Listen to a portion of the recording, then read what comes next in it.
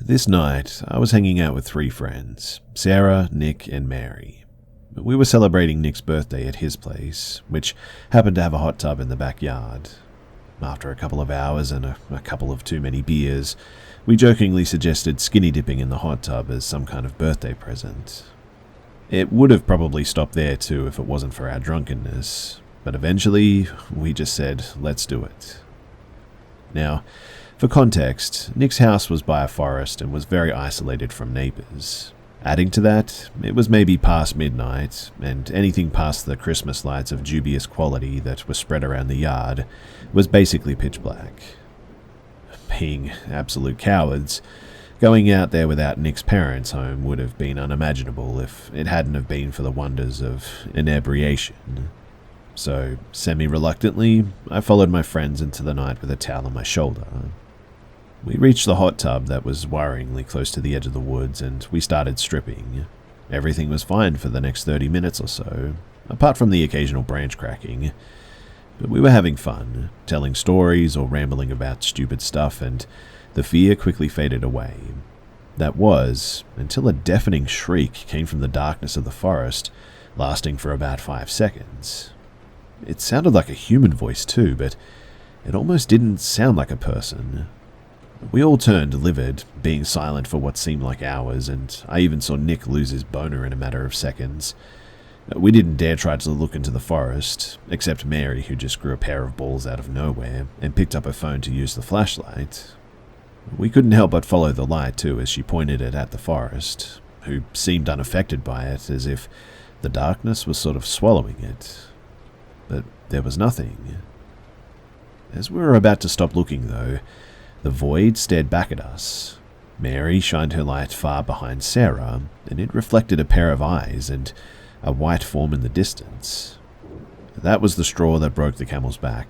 We instantly rushed out of the tub without giving a single thought about gathering our clothes. Mary and I screamed. Apparently her balls had been blown to smithereens at this point, and we all ran towards the back entrance as fast as possible.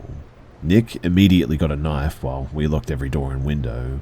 We wanted to call Nick's parents or the police or anyone, but our phones were over by the forest where we'd left them in our clothes. Seeing no other choice, Nick put shoes on and made a run for it. He managed to get his phone, but he'd heard loud breathing coming from the forest, meaning that whatever or whoever was there hadn't left. And what followed were the worst 2 hours of my life.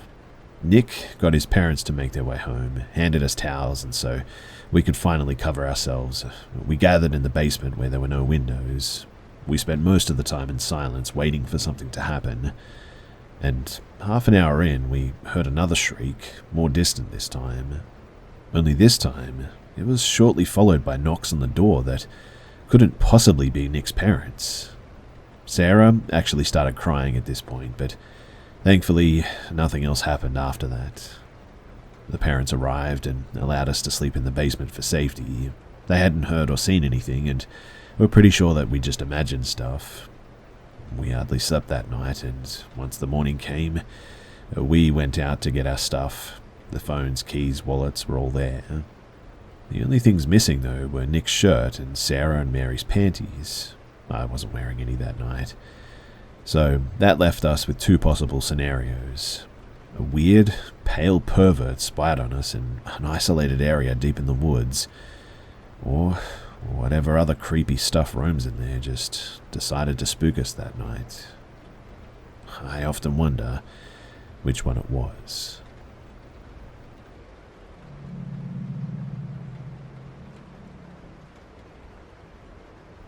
The memory of these events is still clear years later.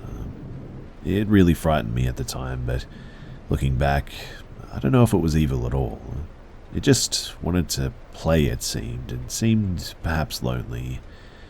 I think it could have been perhaps the spirit of a child itself or something.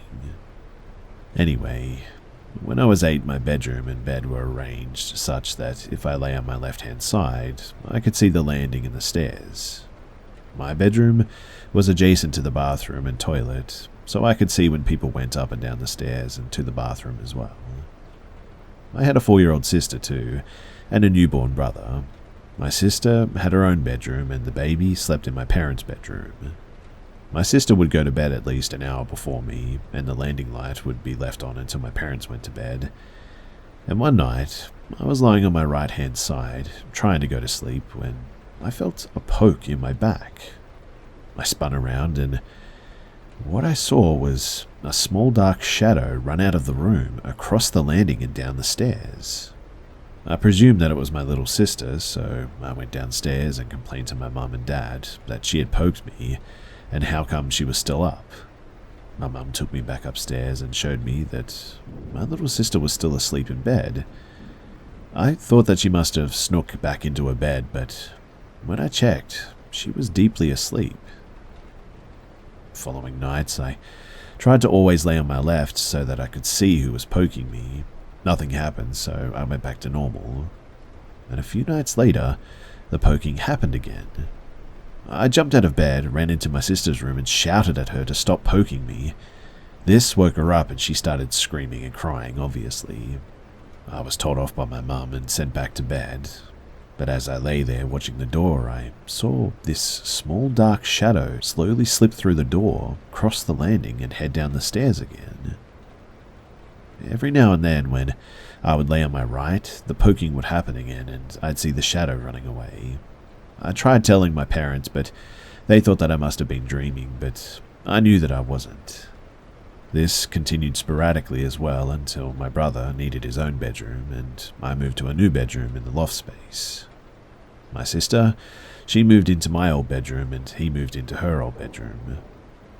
Bizarrely, years later at her wedding reception, she told the story of me tormenting her by poking her in the back some nights when she was trying to go to sleep in my old bedroom. But obviously, I never did this. I have to wonder, was it the same small dark shadow that I experienced?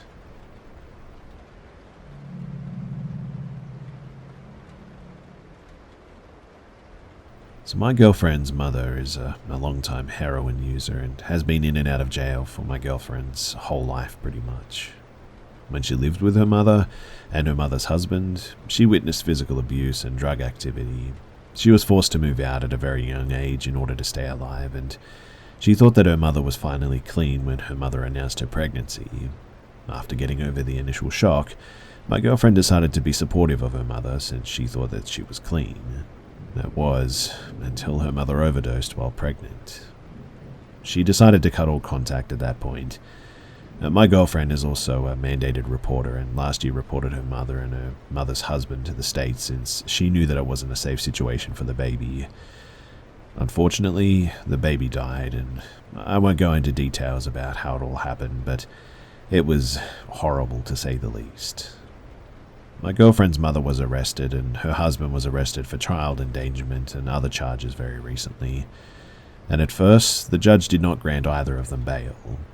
Eventually, her husband was granted bail, in which he posted. We didn't know this until recently, which helped us to put some of the pieces together. My girlfriend and I like to sit outside her house in the car and just sort of chat or listen to music sometimes. And recently, there have been black cars around my girlfriend's house. She also is frequently followed by black cars when she drives me home. It's the same couple of black cars that do this too. They're not just random ones. And at first, we thought that we were just being paranoid since everyone was still in jail, right?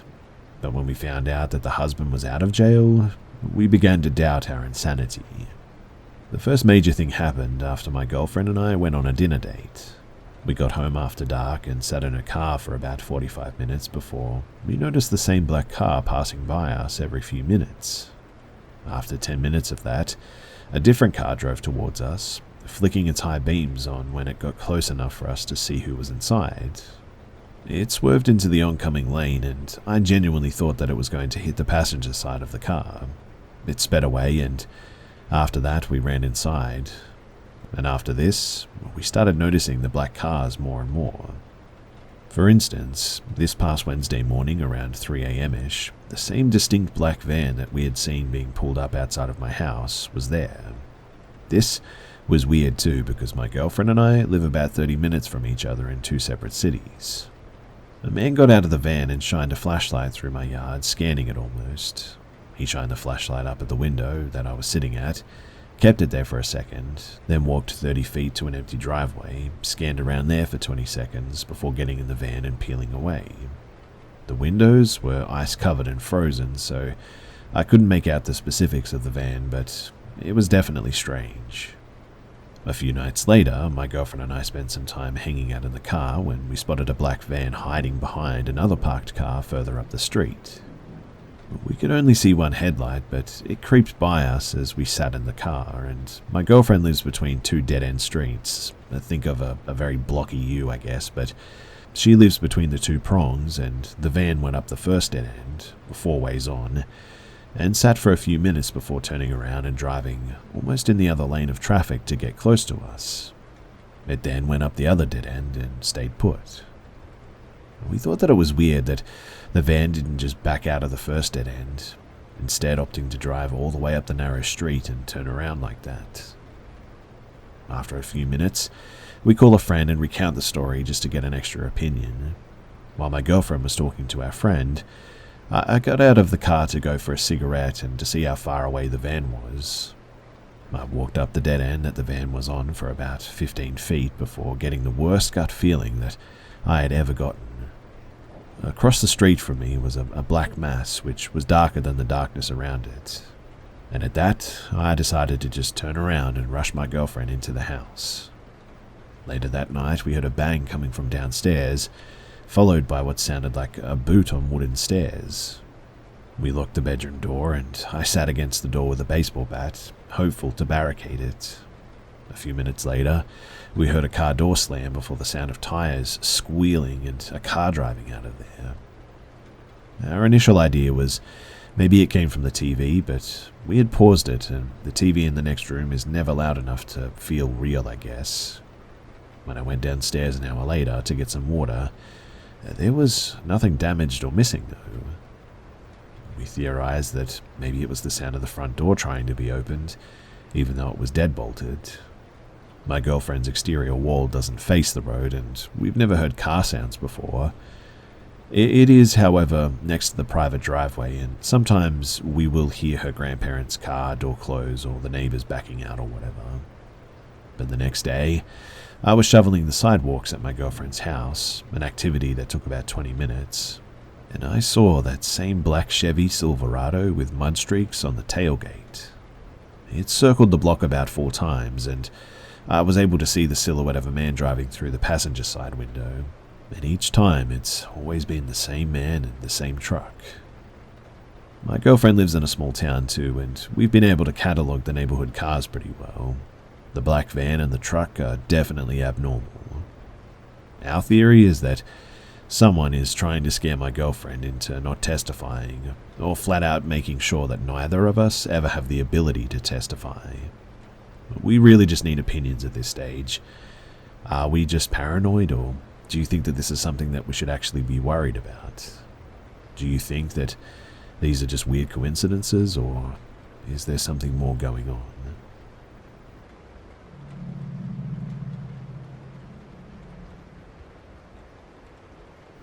I think about this a lot, and I truly think that I might have stopped a kidnapping just by being in a parked car.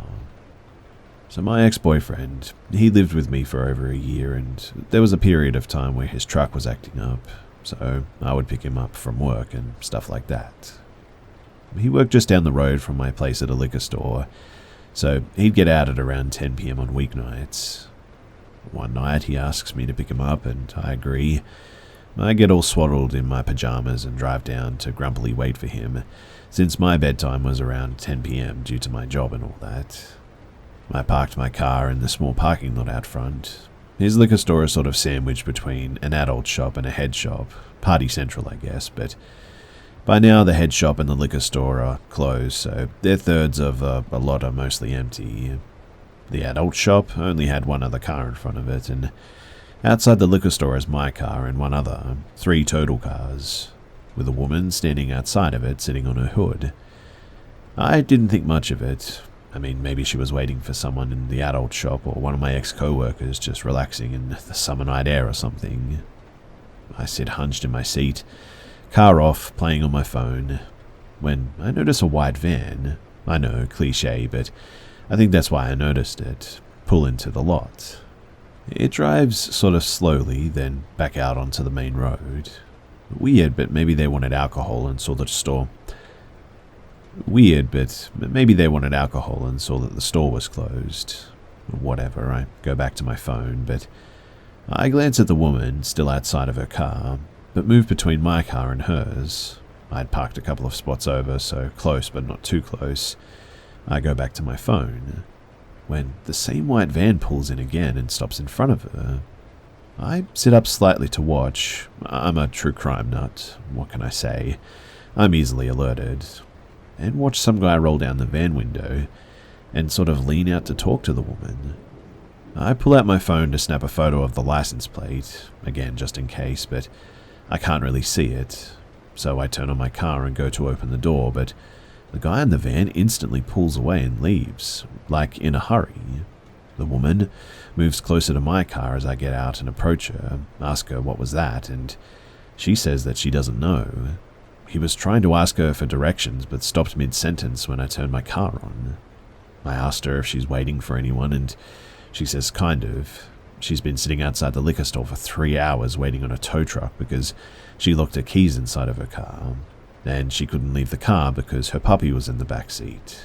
Thankfully, not a hot night. It was a very nice night, in fact, so she was waiting for a tow truck.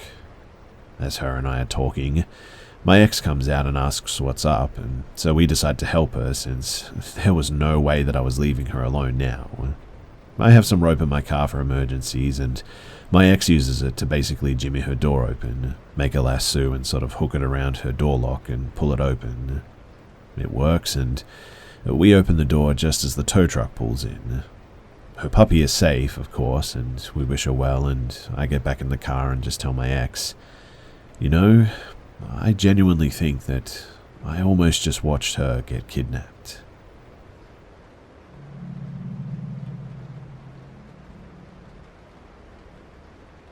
So, I need to provide a bit of backstory for this.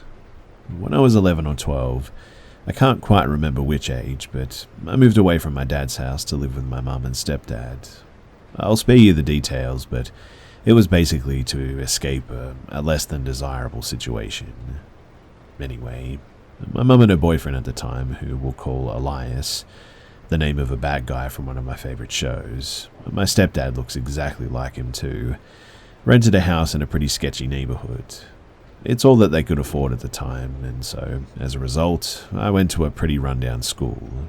The teachers and the staff were nice enough, but I've definitely been in more than one scary situation because of this school's location. But I digress. While at this school, I made an assortment of friends, but there was one girl in particular who became my best friend. Her name was Brittany. My new friend was pretty problematic, I guess you could say. She'd talk to a lot of older boys, put herself in less than ideal scenarios, that kind of thing. Turns out she was acting out during her home life too. Much like me, she was being raised by her stepdad and mother. The only difference is, well, there's a lot, but details, and her mum was basically not too keen on her daughter chatting with her biological father, if you catch my drift. Brittany's mum never really disclosed why, but whenever he did come over to talk with Brittany, it was always done under supervision. I only met the guy once. Brittany had invited me over to her house for a sleepover on one occasion, my first time there too, and her dad dropped by unexpectedly. I can't really remember much about what he said to Brittany or how her mum reacted. I'd assumed that it wasn't good, but there is one thing that I can still remember till this day. The minute that he walked in, there was a complete shift in the air. And I'm not talking about tension, but like the hairs on the back of my neck instantly stood up. Like I was prey and there was a wolf nearby. Needless to say, I kept my interactions with Mr. Creepy short and simple, and I kept my distance from him too. That was the only time that I ever met the guy, and I'm very thankful for it too, because, well, fast forward a couple of years, I graduated from that middle school and started high school.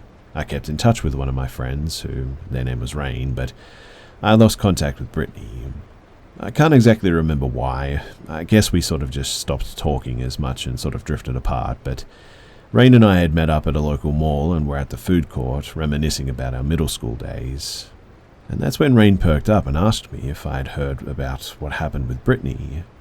I obviously said no, that me and her sort of lost contact. Rain grinned that familiar way. She was about to give me some juicy gossip and I knew it. I thought she was going to tell me that Brittany got pregnant or something, but boy oh boy, that couldn't have been further from the truth. Brittany's father is an offender, which I didn't know, but back in 2009, he had picked up a street worker and drove her to a motel. I won't go into detail about what had happened, but a young woman lost her life because of this guy. He managed to get away with it for 3 years as well before the police were able to find him. And the way that they accomplished it? Well, the police released video surveillance of his truck and released it to the public. Someone was able to identify who the truck belonged to, and the cops were finally able to work their way from there. And from what I hear, he was charged with first-degree murder and will only spend 7 years in prison, since he spent a few years in jail while the trial took place. It was an extremely sad thing to find out. Brittany and I might have drifted apart, but I can't imagine what she went through and is still going through after what her dad did. I hope that wherever she is, she's doing okay, and I hope that the family who lost their loved one is able to find some peace someday too. What a horrible thing to happen.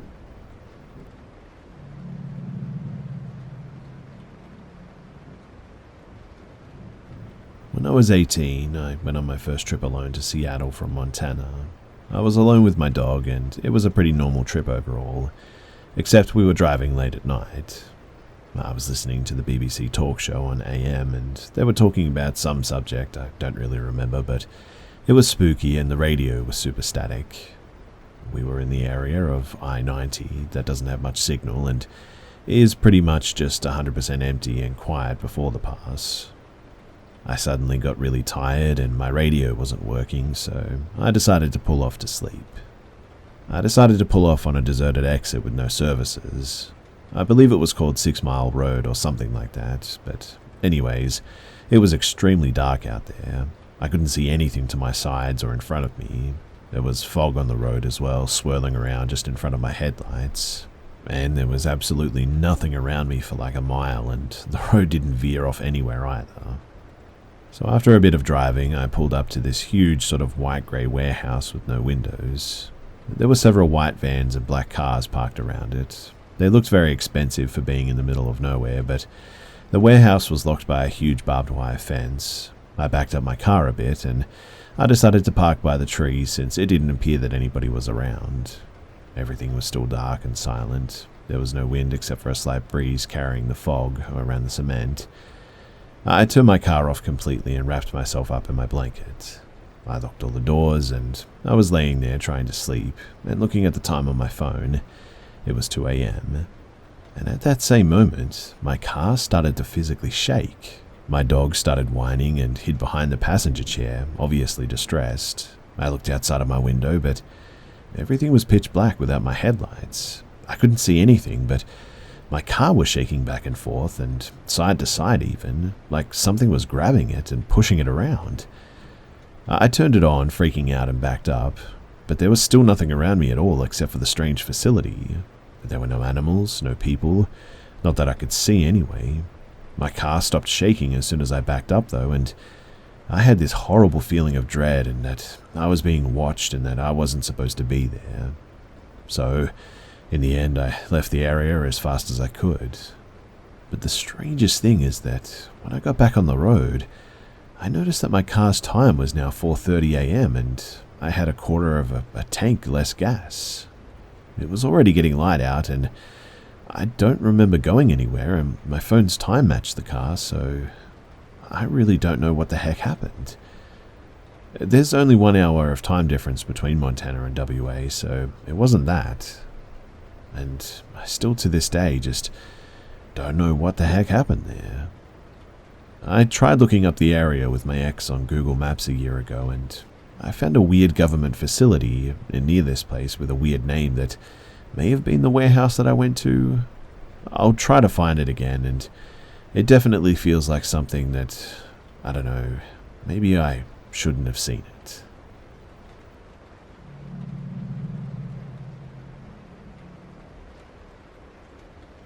So this is a very strange story, and I really don't know what to think about it, but I'm a member of a website that posts pictures of gravestones for people. One day, a picture was requested of a very old gravestone in a graveyard walking distance from my house, so I agreed to take it. I walked there, found the grave, and stood over the almost 200-year-old grave to see if it was the grave that I was looking for, considering how degraded the stone was. And as I was standing there, my foot suddenly began to sink into the grave. In fact, I couldn't get out, and soon it was up to my hip. I nearly passed out. I was sure that something was going to grab my foot. I think I was in shock, but it took me several minutes to get free, and I very nearly lost my shoe. I was sobbing when I was done as I was running away, but that night too, I had an extremely vivid dream that I still remember. I was talking to what I thought was a Civil War soldier on a battlefield. He was telling me all about his life and apologizing for scaring me, and he told me to call him Charlie. Anyway, the next day I went to church to let them know about the collapsed grave, for safety reasons and all that.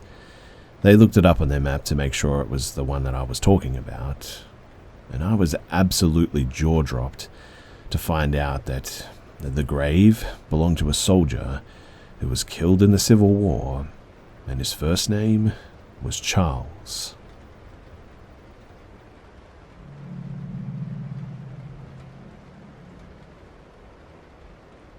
So this has quite a bit of backstory. Strap in. This all started back in 2011 when I was 12 and had moved into a new home with my family.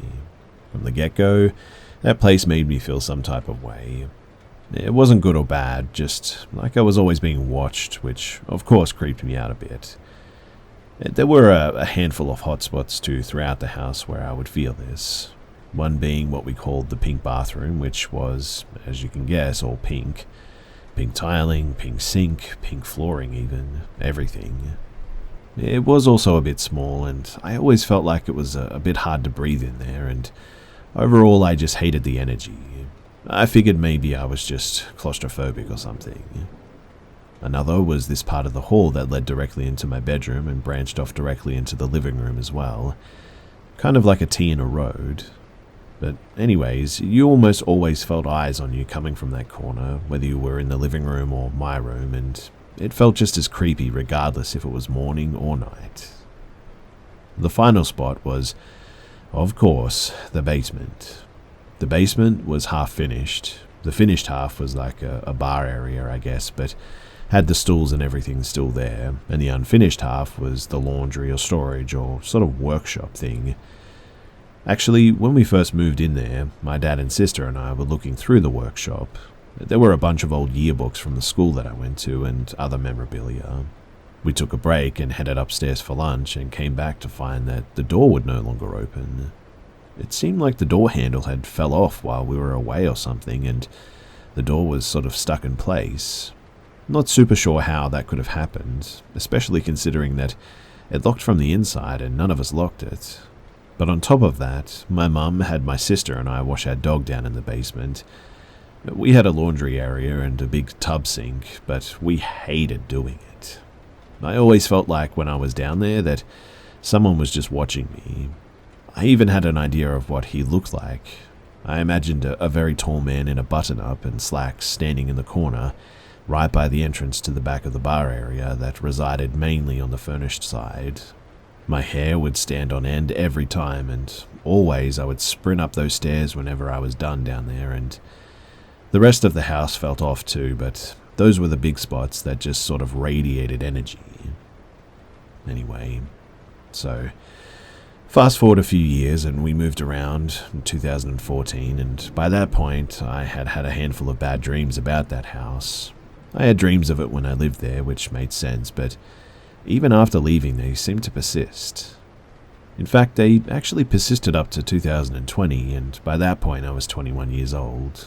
I'd been having dreams of that place for nearly a decade, and by this point, the dreams sort of escalated to night terrors too. I would wake up screaming in the middle of the night. The dreams always occurred every 3 to 6 months, but by April of 2020, I had had 3 intense night terrors about the house within 3 months. The last dream being my sister telling me that someone had died in the pink bathroom. I started realizing that maybe something else was going on. I started researching the house after this and found that the first owners, the ones who had built that house back in, I believe, was the 1950s, this seemed like a good place to start anyway. I quickly discovered that it was a family that lived there and that the father had died in the house in the 1980s. Upon further investigation, I learned that he had died of a massive heart attack in the house. This house was located directly across the street from a hospital, like the driveway and the hospital lot entrance sort of lined up a bit. Definitely clued me in on this being a traumatic death, so I continued and I found his wife's obituary too. She had stayed in the house after he had passed, and since she had passed more recently, the information regarding their children was more up to date. I immediately felt drawn to one particular child, their one daughter. I actually ended up finding her on Facebook and reaching out too, and of course I realized what I was about to do could be potentially harmful or hurtful, so I prepared my message accordingly, trying my best not to do that, but I even mentioned the hotspots we covered earlier. I didn't mention what sensations or events happened in those areas though, since I wanted to see what she had to say. But my heart stopped when I read that he had died in that pink bathroom. And I remembered where I dreamed my sister told me somebody had died in that pink bathroom, and now all I could wonder was, could that have been a weird coincidence? She continued to say that she loved his workshop and that he never let anyone in it, and on top of that, always spent time downstairs by that corner entrance in his bar, since that's where he kept his favorite drinks. My bedroom belonged to his wife, who no longer loved him the way that he loved her, which would make sense as to why I felt eyes from the doorway, but never would that presence enter my room, I guess.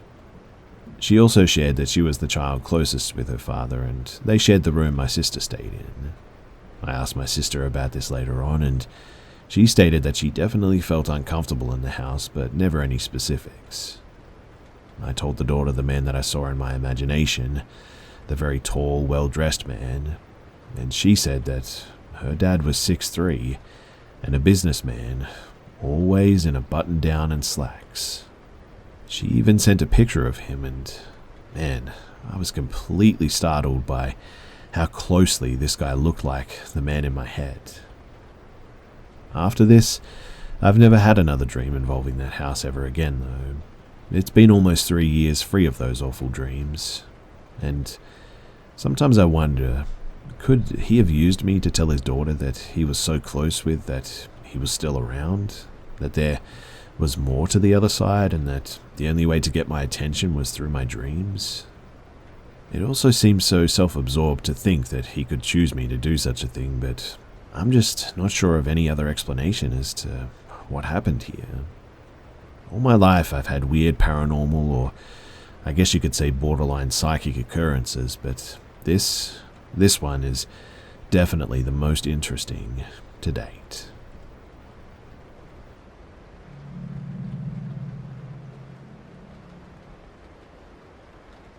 So I don't remember exactly how old I was at that time, but I was still in kindergarten.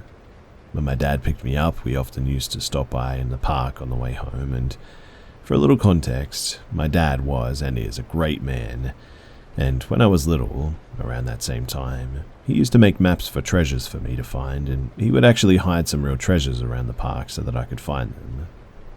So, we were in the park as usual, and while we were walking there was this sort of sewer hole from which were coming waves of steam as if it was a furnace or something. We were heading towards it to check it out, and I remember my dad saying, "Look, maybe here is where Santa prepares the gifts for the good children." I laughed a little bit at that because around that time I already knew that Santa wasn't real. Then as we passed by the hole, I looked through the holes of the covering, and what I saw was a man wearing a weird triangle-shaped head. Everything happened very fast, and I could only barely see through the holes and all the steam, but the man was sitting on a table and it looked as if he was writing something. When I saw him, I remember freezing for a little moment, and there were many things going on through my little head at that time, and I thought either that was a real elf and my dad was telling the truth, or maybe it was a man hired by him for me to see, just like he hid all the treasures. Anyway, I didn't really tell him anything, and he didn't say anything either. When we arrived home, I remember telling my grandma that I saw a Christmas elf in the park, and she laughed and said, "That's great," or something to that effect. I knew she didn't believe me, obviously, and my dad was also laughing. The following days, though, I kept thinking about it, but with time I just went on with the idea that my dad told some man to dress up as an elf and jump in the sewer for me to see to make me believe in magic of Christmas or something. Well, a few years later I finally asked him about it, and he said that he never did this, and he asked me more about what I saw. I told him, and he said that it was probably just my wild imagination and being little. However, I know exactly what I saw, and I remember clearly to this day what it was. I even went to the exact same park since then to inspect that area, but a lot has changed since then, and that place looks totally different now. No walking path, no sewer hole, just plain grass there now. But what's even weirder is that as the years went by, whenever I remember that man, I start comparing him more and more with myself. I only saw him briefly and from behind, but I could see his hair and the color and the type that was just as mine, and also his back looked like mine in some pics that I took after I grew up as well. This might just be me overthinking it throughout time, I admit, but anyway, I know it's a weird story, and whether you believe it or not, it's up to you, but it is one of the strangest things that has ever happened to me.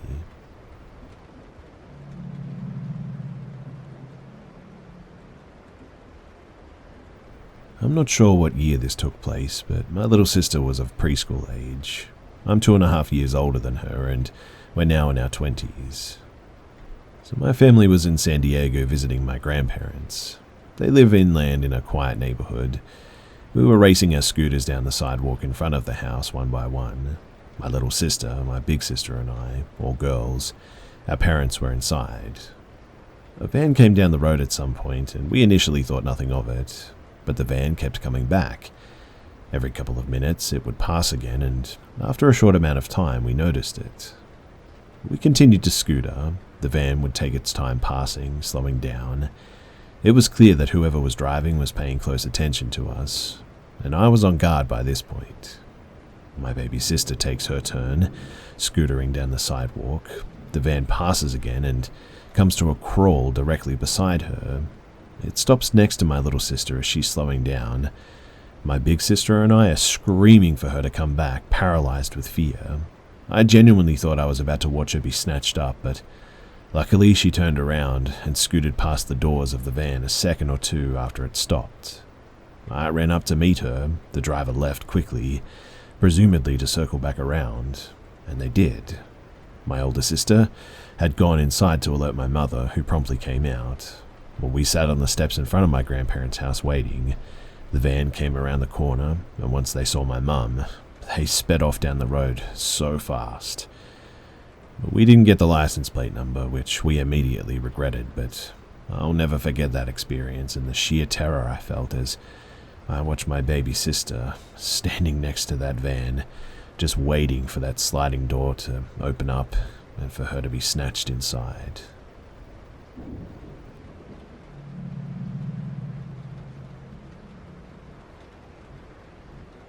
The house that I live in was built sometime in the 40s, and it sits on 5 acres of land.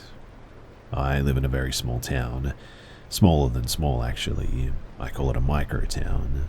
I mean, it's hardly even a town, there's just not much here, and it's pretty rural, but nestled between 2 other cities.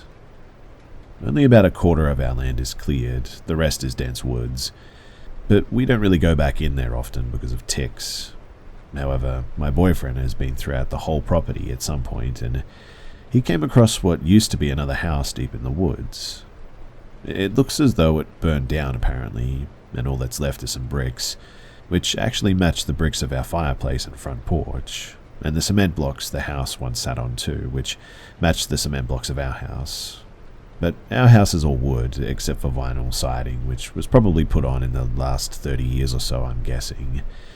I'm assuming the old house burned down and the original family rebuilt the current one that we live in. All 5 acres have remained as one property over the years, so the original family owned every bit that we own now, and there's just really no record to my knowledge of the house that we found in the woods, so there's no telling how old it actually is. The town, it was established in the 1830s. Something odd to note too is that there are no cemeteries here, which I do know that it was common to have a family plot on your own property, and most homes were sit on at least a few acres, so honestly, I believe that there could be a couple of people buried here somewhere, but we haven't found any headstones or anything. But also, if they were marked with flat headstones, then they could possibly be grown over or covered, and we just haven't found them. So, here's where the paranormal aspect comes into play though. A few months ago, I was getting ready for work. I was in the bathroom with the door open. The bathroom is at the very back of the house when I suddenly heard a woman talking.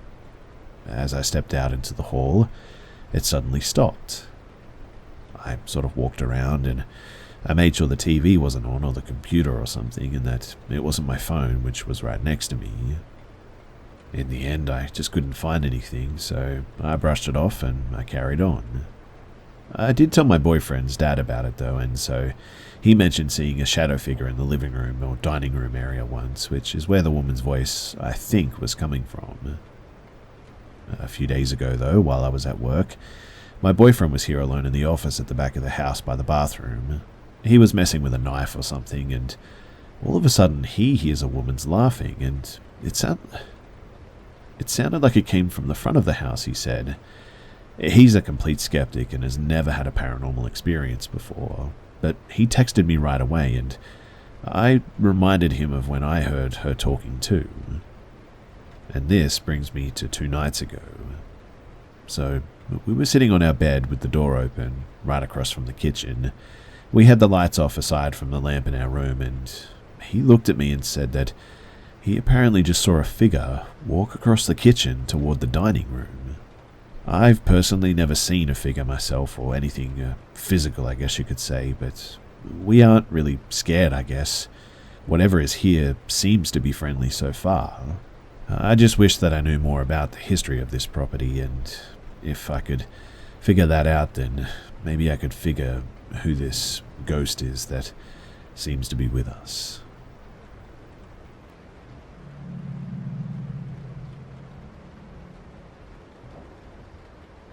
This occurred in the winter of 2017. I'm a male in my 20s living alone in a studio apartment in a bad neighborhood at the time, and it was a normal weekday night. I spent it indoors playing games on my PS4 and smoking a bit early into the morning. My lights were off and only the glare of the TV lit up the room slightly. And all of a sudden, at around 2 in the morning, I hear a knock at my door. I ignored it at first, thinking that it was the game, but then I heard it again, and I quickly paused the game and went over to the door quietly. I looked out the peephole and said, "Who is it?" Then the stranger responded by saying that it's the mailman. I go over to my window next to the door to get a better look at this person. There obviously are no mailmen that deliver at 2 a.m, so I opened the shutters slightly and I saw a Caucasian man that looks like maybe he was on drugs or something. He was also hiding a large black trash bag that looked like it was full. I yelled at him in anger through the window, "You're not the mailman, get away from here." He sort of stood there for a moment, not even noticed that I'm looking right at him. Then he sort of continues to wobble away slowly, dragging his heavy trash bag of who knows what away with him. I didn't report the incident, and I never saw the creep again, but I heard some creepy stories from others around the neighborhood that seemed to align with my experience, and I don't know, something about that guy just told me that he was up to no good.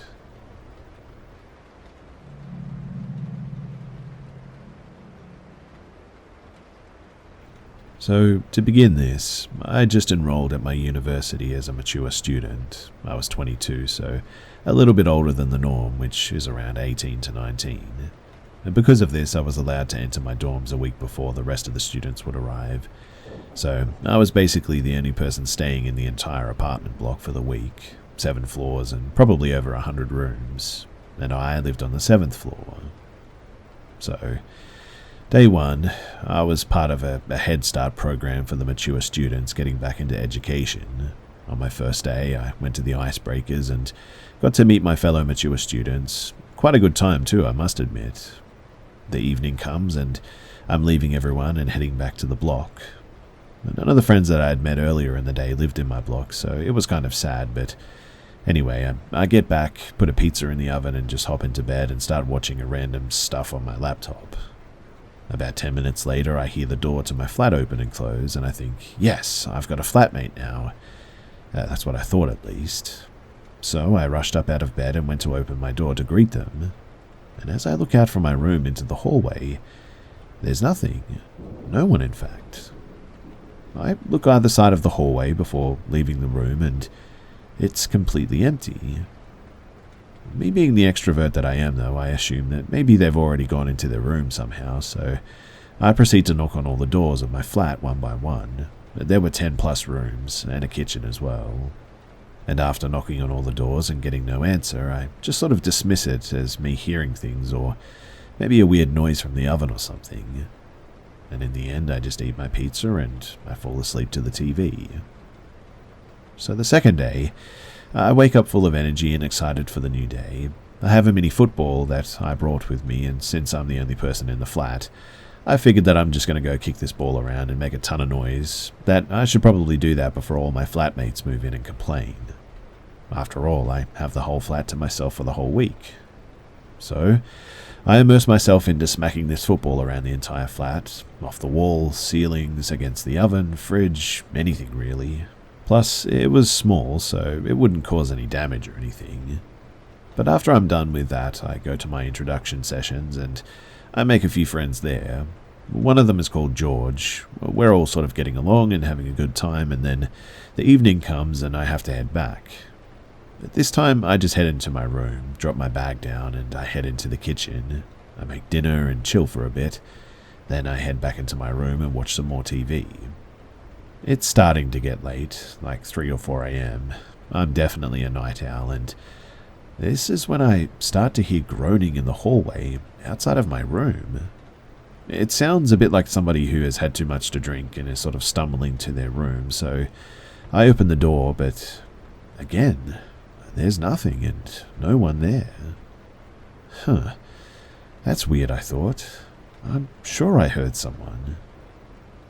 I cautiously make my way back into bed, and maybe 5 minutes pass when I distinctly hear the sounds of, like, nails scratching on the outside of my door. So I think to myself, okay, I definitely have a flatmate out there somewhere. They're probably drunk and I'm going to go and help them out. So I rush out the door this time, but same thing, nobody is there. And this time I got out there so quickly that there's just no way that someone could have disappeared. I even go around and knock on all of the doors again, but there's no answer. This happens a few times that night as well, and I eventually just get really tired and I fall asleep. Day 3 comes around, and not much happened on the third day, but something that I did notice is that it was strange how my football that I was kicking around the flat would always end up under my bed in the far corner, no matter where I left it the night before. I'd only been there for 2 nights at this point, so I just thought maybe the floor was uneven or something. I later found out that it wasn't, though. Day 4, and same usual routine of going to my sessions and then heading back.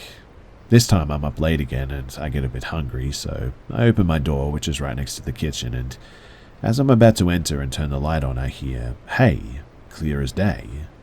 It was such a vivid sound that I even pictured George's face in my head as I turned around because it sounded like him. I thought that a new flatmate had come to greet me or something. However, when I do turn, again, there's nobody there. The hallway is completely empty. But I specifically heard someone call out to me. That one was very strange, and I got goosebumps from that. I end up going to the fridge, grabbing a snack, and then I sort of hustled my way back to bed and I fell asleep. Day 5, after all of the strange goings-on in the past 4 days, I reckoned to myself that I do have a flatmate and I just haven't met them yet. So when I get up, I knock on all the doors again, but there's definitely no answer. I go about my day, same as before. I stayed out late this night as there was a little party or sort of social gathering on campus. And as I'm coming home now, I open the door to my block with my keycard and walk over to the elevator.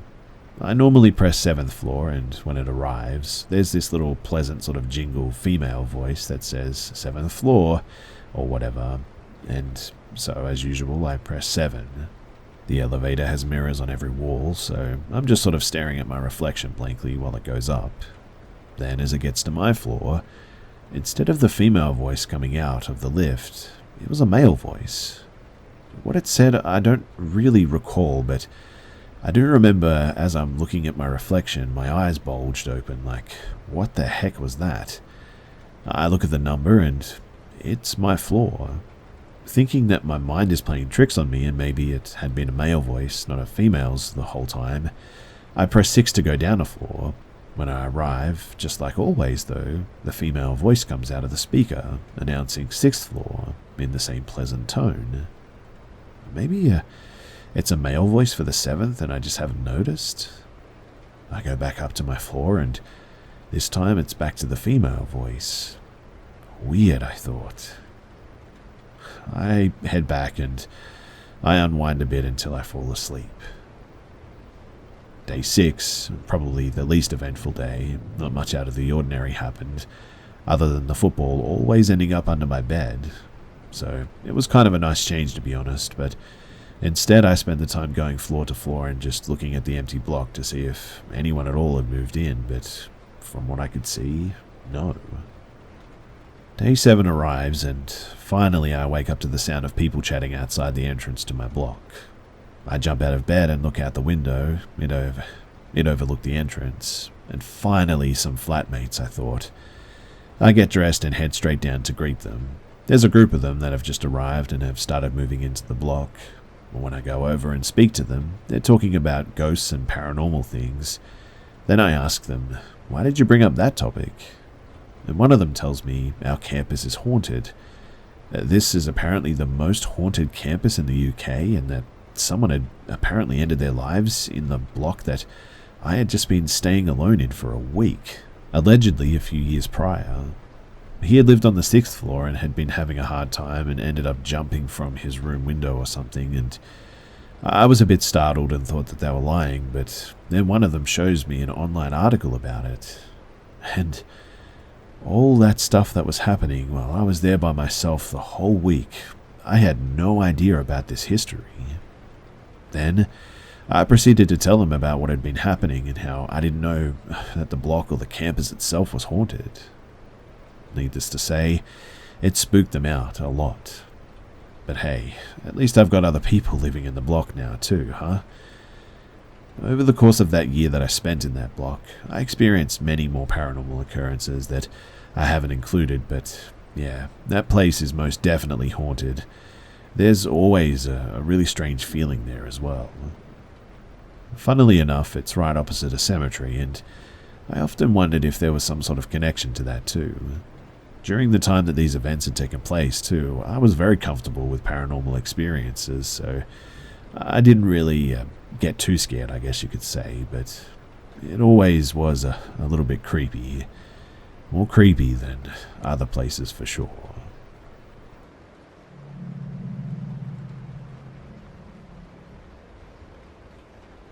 My sister always locks her doors. She got a job after college in the Washington, D.C. area, big city. She lived alone with her cats during 9/11 and the sniper shootings. She obviously kept her apartment doors locked. She kept her car doors locked. She locked her windows, locked everything in fact. So what are the chances that the one night that she left her back door unlocked, that would be the only night that someone would try to get in? It's weird, right? So, getting tired of the big city stress, she bounced around a bit before settling in with our paternal grandparents in southern New Mexico. She took care of Grandma, who was going blind, and helped clean the house and run errands while she looked for a job. After she found a good job nearby, she was able to purchase her first home. She still helped the grandparents on the weekends until Grandma got to needing a care facility. My sister got herself a little dog to go along with the two cats, and one night after taking the dog out for this evening piddle, she looked up and went to bed. Like I said, she always locked up. She slept deeply until the early morning hours of dark 30 when she heard her toilet flush. Being such a locker of doors, she was unprepared for an actual breach of security, so kicking her blankets off, she stumbled stupidly and with much anxiety into the kitchen to face her intruder unarmed, a 6-foot-tall, 250-pound male. She said, "Huh? Dad, is that you?" And he said, "Sorry, I was helping to load up Grandma and Grandpa's furniture into the moving truck. I got done late and needed a motel before the long drive home, but thought that I'd see if you were still up. Your lights were out, but the back door was open, so I slept on the couch." The little dog whimpered a bit. My sister looked down at the confused face and said, You're the dog. You're supposed to tell me about these things." The two cats already knew who Dad was and probably just shuffled behind the dog's back anyway. But in all of these years, we've never figured out exactly how the back door got left open that one night. And the thought that it could have been a stranger is creepy enough to keep her locking her doors religiously. And my doors too.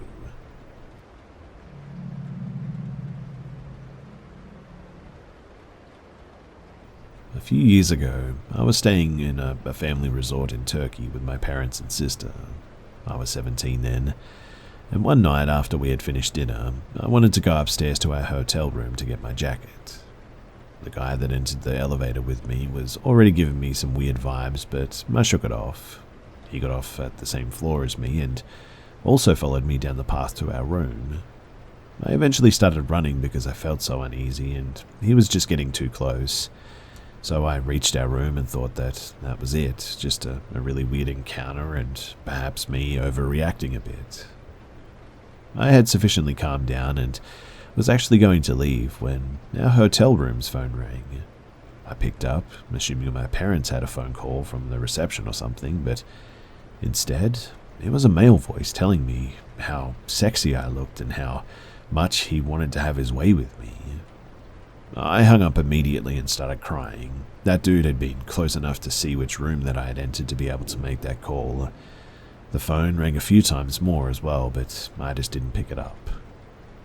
I must have been in our room for a long time too, because my parents had gotten worried and they had come upstairs to check on me. I explained what happened, and when the phone rang once again, my father picked it up. There was silence on the other side and the call was quickly ended. I was terrified that I'd see the man again, but thankfully I didn't.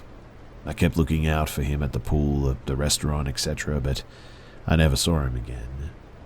My parents told me to brush it off and that such creeps are everywhere, but at the time and at that age, it really shook me to the core. I was horrified about what may have happened if I hadn't started running that day. And to this day, I hate walking down long hotel floors on my own. It just fills me with dread.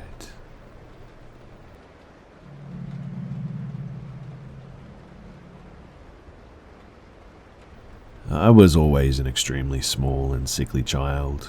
I looked young for my age, and my family and I lived out of town, about 8 miles out. Our little community was also next to a highway. The school bus would drop me off 2 blocks away from home, and one day I noticed a red truck following slowly behind me, so slow that I figured that they were just looking for a house or something. I ignored it and walked to my house, but that was just the beginning of it. Consistently, this truck would follow slowly behind me. After a couple of days of this, I walked into my house, I was always the first one home, and looked out the window, and inside was an older man and a black lab. He was staring at me, idling outside inside of his truck.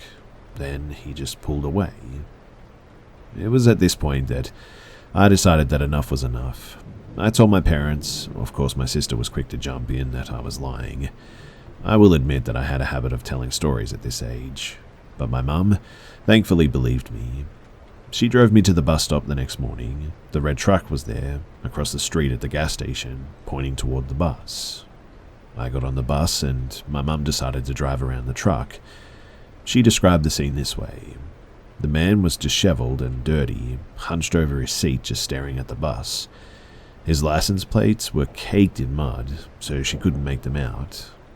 It freaked her out so much too that she called the police and the school. I went to school that day and was quickly pulled into the office.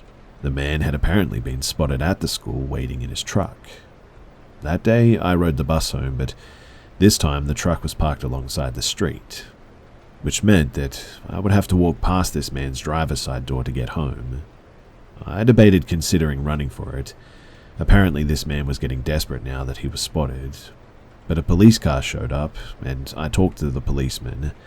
They went to go talk to the man, but as soon as they started to get closer, he quickly pulled away from the curb in high speed and absolutely flew down the highway. I never did see him again after that, and although I do think the police pursued him, I don't believe that he was ever caught. Because of this experience, I'm extremely guarded and paranoid with my own daughter and her soon-to-be sibling.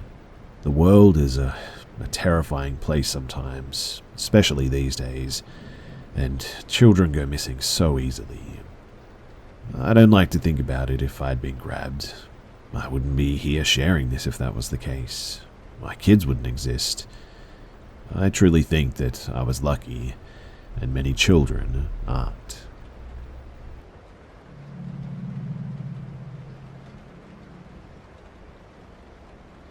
Growing up, I, a 29-year-old female, I actually lived in a haunted house.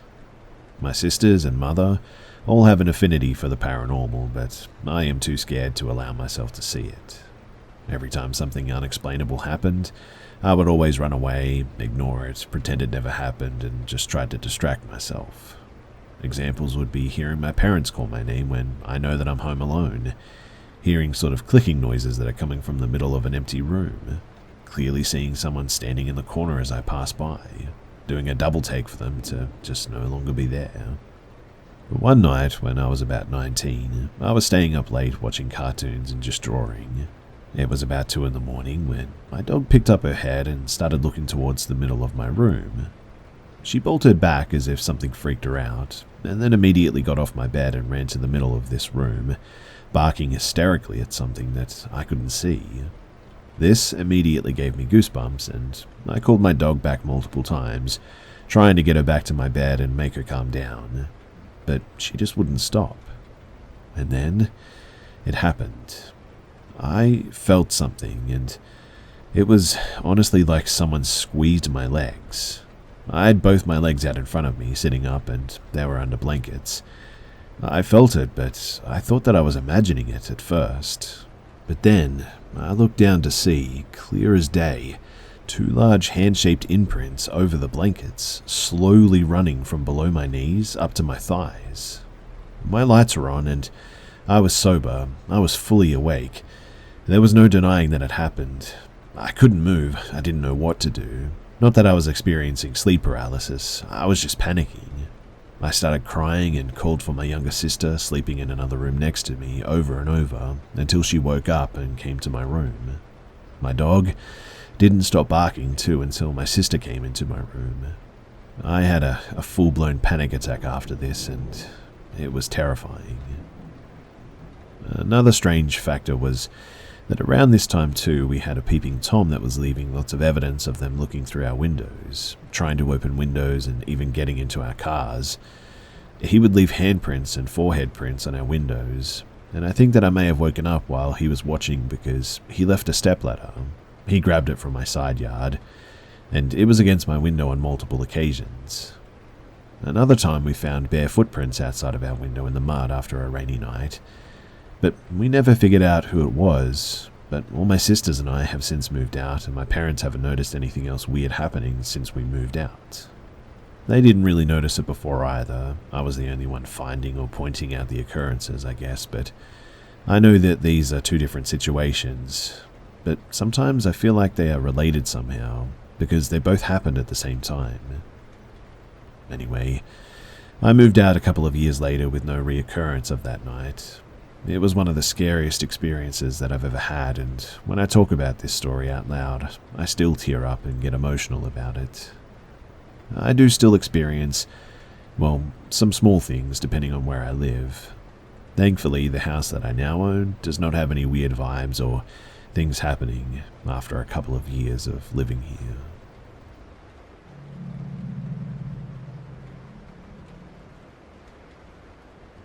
In late 2020, I was working at a chain hotel off the interstate. I won't say which hotel, but it is a major brand. I was training a co-worker for the night audit shift. She and I are both female, mid-20s. Around 3 a.m., after all the paperwork for the day was done, I decided to show her the different room types, starting with the largest suite up on the 3rd floor.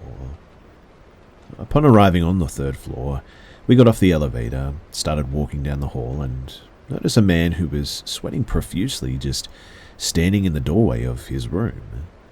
He definitely seemed intoxicated at the least. We walked by him, greeting him as one does, and get no response.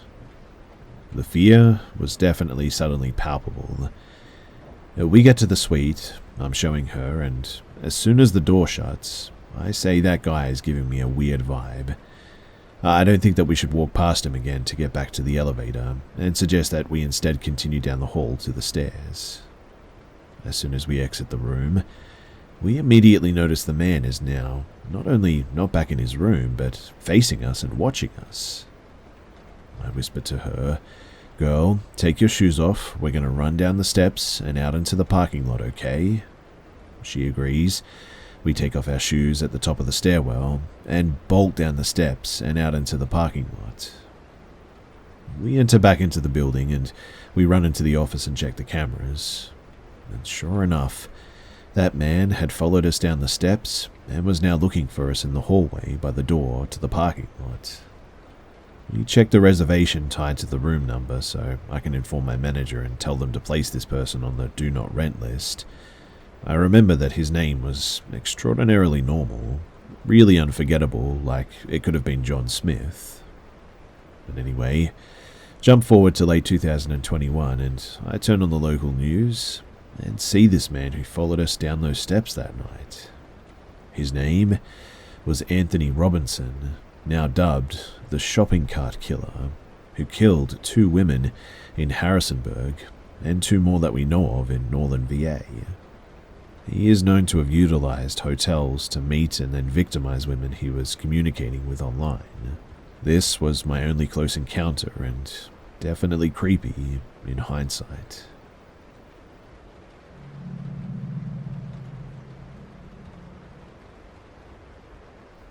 I was a pretty and relatively smart 15-year-old girl, a good kid who did well in school despite a tough childhood. I was working at an amusement park full-time during the summer. The area that I lived in could be sketchy, but having grown up with little to no adult supervision, I was used to trying to look out for myself. But my father was out of town, mother was long out of the picture, and my sister, 3 years older, and myself were staying at our home alone. So, I finished work at 11 p.m. when the park closed, and walked home by myself as I usually did. It wasn't far, maybe 10 minutes.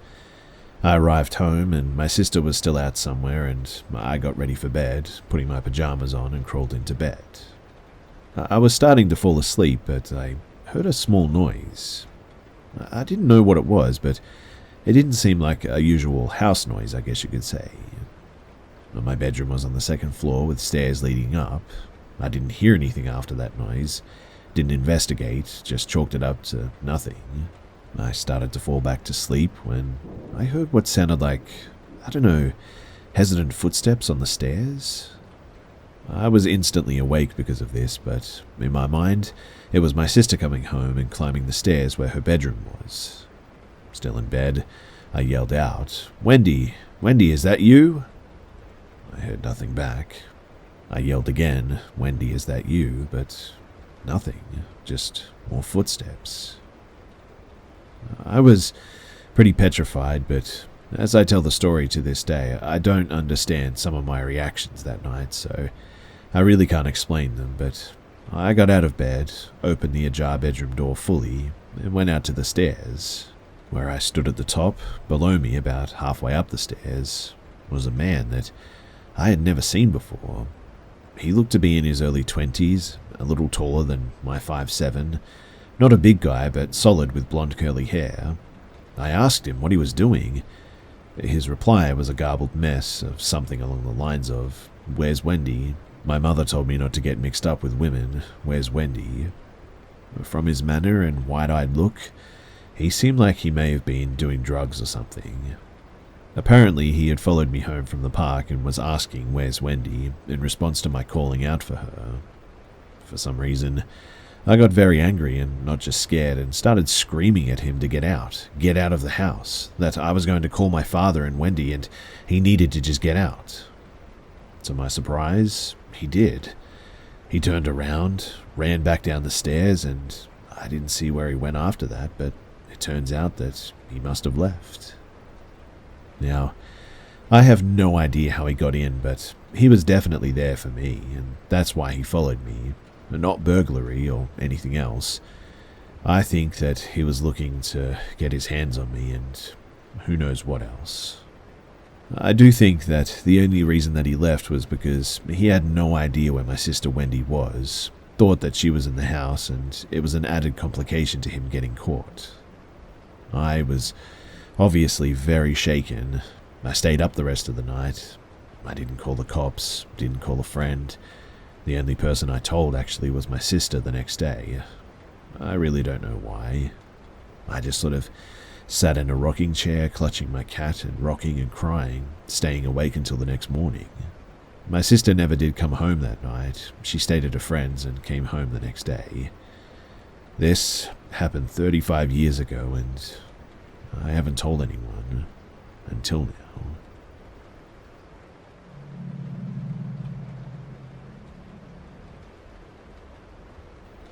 This is a story that happened to me a few years ago when I was 26. I've been too scared to talk about it until now out of fear of being made fun of. But here is my story. My name is Sarah. So 4 years ago, my great-grandmother passed away at the age of 98. We were close all the way into my adult years, so the death hit me hard. She lived in a one-story house in a rural town 30 minutes outside of Springfield, Missouri. Her house sat on a large and heavily forested piece of land. There was a large hill several hundred feet behind the house that dropped off into a creek, and I spent almost my entire childhood staying on this piece of land and had learned how to take care of it and the house. After the funeral services, I volunteered to stay and take care of the land while my family decided on what to do with it. Unfortunately, I wasn't able to buy the land, so I wanted to spend as much time out there as I could. My first 3 days I spent packing up items and cleaning the house just generally. The nearest neighbor was like 5 miles away, so I didn't have to worry about unwanted guests that would get into the way of my packing and disturb my personal way of mourning the loss of someone so close to me. But the 4th day is when the odd events started occurring. I slept in a sleeping bag in the living room, and when I woke up, I immediately screamed because a few inches away from my face was a dead copperhead snake. It was normal for snakes and other small animals to get into the house, so seeing the snake wasn't surprising, but it was the fact that it was so close to my face and it could have bitten me at any moment while I was sleeping. I briefly wondered why the snake had just come into the house and died like that, because there were no physical signs that anything was wrong with it. So I just threw it outside and continued with my day, and the weird event was almost forgotten. Later that evening, though, I decided to go for a walk through the woods to enjoy the nice weather and reminisce about the good times that I had in the woods and all the games that I used to play there. I was walking along an old path that led to a well. The path was narrow and was close to the drop-off that led to the creek, when I heard a branch snap behind me and instinctively turned my head. I didn't see anything, so I assumed it must have just been an animal and continued walking. But just a few minutes later, I heard a snap to my left and turned to look again, but I still didn't see anything. I started to worry that I was being stalked by something, but it was rare to see large animals in this area, so I continued walking. At some point, I heard a third snap directly in front of me, but now instead of being worried, I was upset.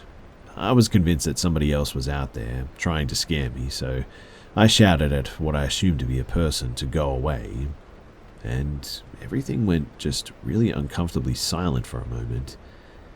But then I started to hear footsteps approaching in front of me, but I couldn't see anything. They got faster and faster until whoever or whatever it was running right at me. I covered my face with my arms instinctively and waited to be attacked by some invisible person, but the footsteps stopped. I slowly lowered my arms, but instead of seeing a person, a bobcat, or even a bear, I saw a huge spider in the middle of a web that I hadn't noticed before. If I would have even taken one more step, I probably would have ended up being bitten. I turned at that, and I ran as fast as I could through the overgrowth and back to the house. I was spooked, but I was out in the middle of the woods, and sometimes things like this happened. I knew this land and the house well, so I pushed through the night, and the next 2 days, nothing out of the ordinary happened. I started yard work by the second week, staying out of the house, and it wasn't bad. I'd actually found some old trinkets from my childhood that I'd buried under a tree, in fact. While I was picking up fallen branches from a storm the previous night, I noticed a clump of, hair was caught in one of them. I remember its color being brown and black and considered the possibility of it being a rare encounter with a bear, but there were no tracks that I could see. I brushed it off again, but I was starting to think that maybe someone else was staying on the property, and that really upset me. I decided to stay up late to see if I could catch the person in the act. Nothing happened until around 2 a.m. I remember everything so vividly because of how terrified I was as well, and this is what happened. So, it started with branches crunching and the sound of a wheelbarrow that I'd been using earlier falling over. I readied my flashlight and a small knife just in case whoever it was got violent, I guess. I heard them step onto the front porch and pull at the screen door, but they quickly abandoned it and instead started walking around the house. I could hear them scraping something sharp against the house, and I was furious over that. I stood up and shined my flashlight at the nearest window that I assumed the person was standing near, and shouted at them, "I have a weapon, get off this property now." Everything stopped for a moment, and I was positive that whoever it was had left until I heard something slam against the window so hard I was surprised that it didn't break. My flashlight shined on the person, and at first I wasn't sure what I was looking at. It had long, dark hair with eyes that were way too big for its face. Its skin was wrinkled and reminded me of sort of like a naked mole rat. It pressed its face against the glass and fogged it up with its breath. I heard it run around the house several times and bang on every wall, window, and the door every time it passed them. This went on for hours as well, and I was just too scared to move or do anything. I was completely alone, being tormented by some strange monster, and every now and then I would get the courage to shine my flashlight and caught a glimpse of the thing. Each time I saw it, it also looked more and more animal-like. In the end, all I could really do was cry and just wait for it to go away. Finally, just after sunrise, the running and the banging stopped, but I didn't dare move until well after 9 o'clock. It took all of my courage to open the front door and see what damage had been done to the house and the yard after the terrifying experience from the night before, but when I did, the strangest thing is that there was nothing. No footprints, no scratches against the house or broken, cracked windows. It was almost like, I don't know, like I'd imagined the whole thing. But I knew what I saw and had experienced was real. Anyway, nothing else happened for the rest of my stay there, and by the end of the month, my grandfather came to pick me up and take care of the belongings that I'd packed away. I was still terrified by what had happened, but I'd almost convinced myself that I'd imagined it, until my grandfather spoke to me. You see, he told me that he was happy that this land was being sold and how much he hated growing up here.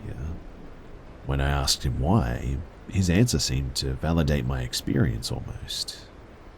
Now, my grandfather is a very serious, no-nonsense sort of guy.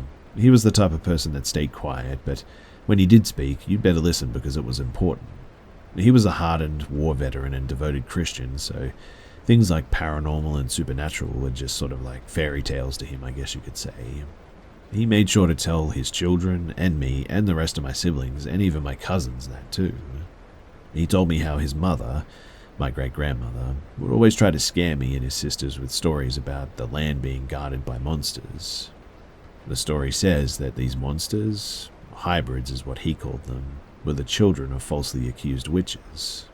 The people living in the area back then, when this was going on, claimed that the children were part witch and part animal and needed to be killed, so they were left in the forest to die.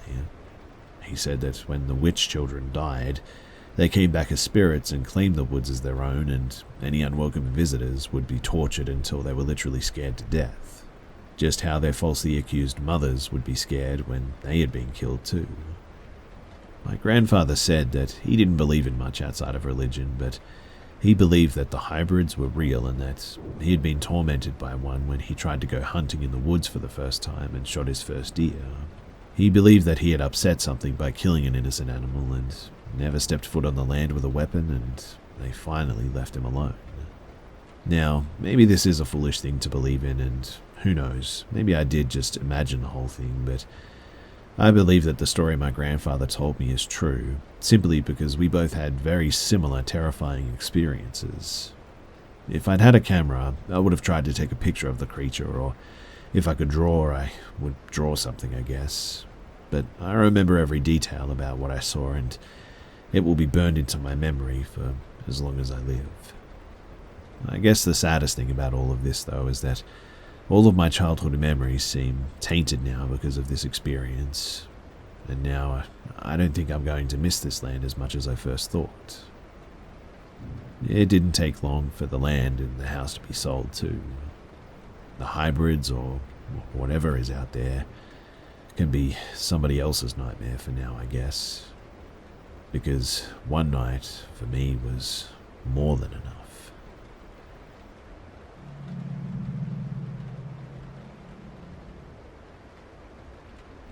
To start off, I was 10 years old at this time, and back then, my grandparents used to own a whole apartment complex, and the leasing office was attached to our house in the complex. So this is where I spent most of my childhood. My grandmother would run the office, and my grandfather would do all the physical labor around with the other workers. So I spent a lot of my time in the complex riding my bike, walking my Jack Russell, playing in the creeks behind the trees, like normal kid stuff, nothing crazy. I always felt safe around there, and everyone knew me as the owner's grandchild. Certain parts of these memories do get a little bit foggy as I get older, so I can't remember every incident, but I do remember enough to know this man, and something just wasn't right with him. You see, when my grandmother first leased the apartment to this man, I never knew him until I actually met him. The first time that I did meet him, I was walking around the complex, doing nothing in particular but minding my business, and I see him. He approaches me and begins to make small talk, and me being friendly always spoke back. He mentioned how he just moved in. His apartment is super cool and he doesn't mind if me and my friends ever want to come over. Didn't really think anything of it at the time and agreed. But things started to progress the more that I'd see him around, and eventually I knew that something just wasn't right. The next time I met him, I was walking around the entrance of the apartment complex, and to add, Mercer County Community College was right behind the apartment complex, so I used to travel over there, and you could sort of cut through the college by the entrance of the apartments. I was only over there because the overhead bridge that looks down into the creek was there, and I used to enjoy peeking over and seeing the fish swim around. And well, once I was done looking, I turned around and there he was, in the walkthrough of the apartments in the college, peeing into the bushes. He sort of turned towards me, exposing himself, and apologizes for me seeing him like this. Of course, me as a 10-year-old, your brain doesn't really process things as easily, so I told him that it was okay and walked away. He just stood there, reminded me about the apartment, and that was the end of it. I went home. Now, he started getting really creepy because the last two encounters I very clearly remember were the final straw to all of it, and little 10-year-old me started to realize that this wasn't okay. I was walking my dog Buddy one day, and he sees me again and approaches me. He asked if he could pet the dog. I was hesitant, but agreed because my dog is very friendly and I never taught him to be mean. He crouched down to pet him, and yeah, his thing fell out the side of his shorts. And this is when I realized that he wasn't okay. He sat there petting my dog and groping himself very visibly for me to see. I was appalled. I honestly didn't know what to do, and alarms were raising in my head. I just stared at what he was doing as he asked me what I like to do, if I'd like to come over and play games with him. I just told him one day, and told him that I better get going, so I finished walking the dog. The final encounter, I had my best friend who was 10 at the time and my sister who was 3 at the time over at the house with me, and we decided to take the dog for a walk. He was fun to walk with, very hyper, and would sort of drag you if you let him.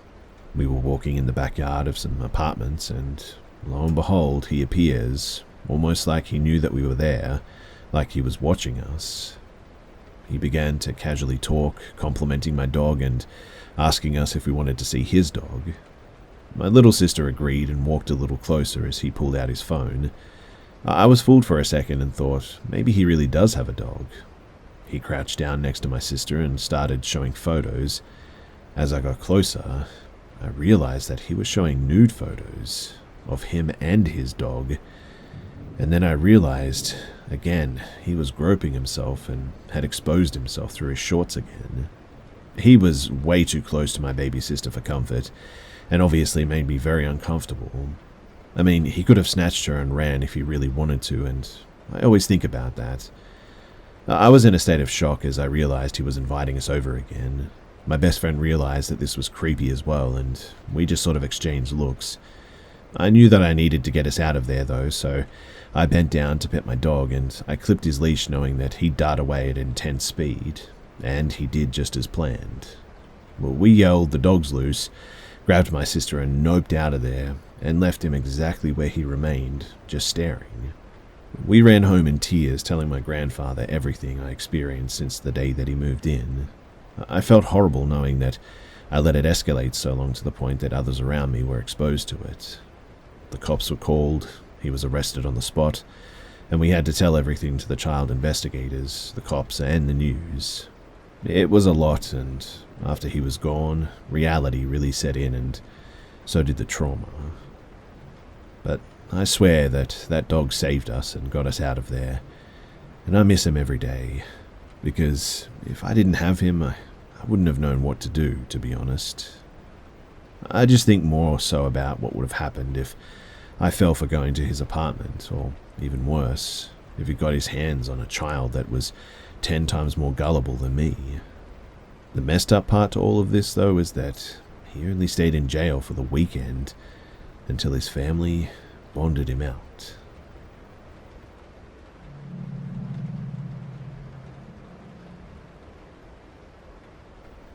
When I was in 5th grade, our washing machine broke. That really sucked too for my mum because she had to haul 2 kids to the laundromat every weekend until the landlord got us a new one. It also really sucked too for me because of what I had to endure every time. You see, there was always this man there, older and scruffy. I don't know why he was always at the laundromat. I don't recall him doing much laundry, to be honest. He would chat with my mum and us, and whenever my mum was out of earshot, he would whisper like vile, awful things into my ear. My mum would usually give me a few dollars to go next door to the grocery store and get a magazine, Cosmo Girl or something like that. My memories of these days in that laundromat are of just sort of sitting there, staring at my magazine, trying to burn a hole with my eyeballs as I attempted to block out what he would tell me. He told me what he would do to my body in graphic detail, what I would taste like, what I could do to him, again in very graphic detail, naming every body part in the most vulgar terms imaginable. Anyway, after one such day on the car ride home, I was just feeling so gross and dirty and embarrassed, and all I could do was work up the courage to tell my mum that something was really weird about this guy. She immediately scolded me for being rude, said that he was a nice guy or something like that, and that was the end of it pretty much. But there was this one day that she asked him to keep an eye on my sister and I while she ran to Dunkin' Donuts next door. I was nearly in tears pleading with her not to leave us there, to let us come with her, but she just brushed it off and went. Luckily, nothing happened, but I was for sure in fight or flight mode the entire time until she got back. I don't talk about this to anyone really because it's so upsetting, but I want people to know that with a scared, humiliated kid without the right words to explain what's happening, so-and-so's really weird might be all that you get. I guess what I'm trying to say is, don't brush your kids off immediately and don't trust friendly strangers. I still won't go into a laundromat to this day.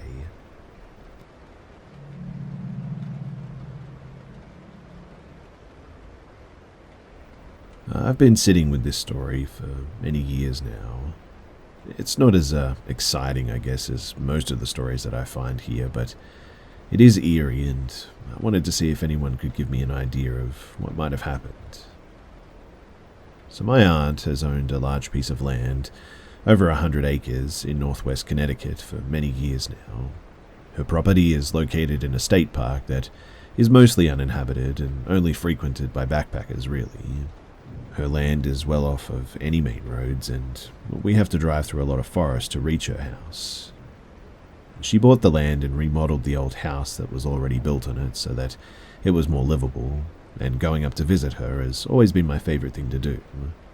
I've been going yearly since I was a baby, really, and have spent countless hours exploring the woods, the creeks, and the land around the house too. We call it the farm, although it's not really a true agricultural or livestock farm.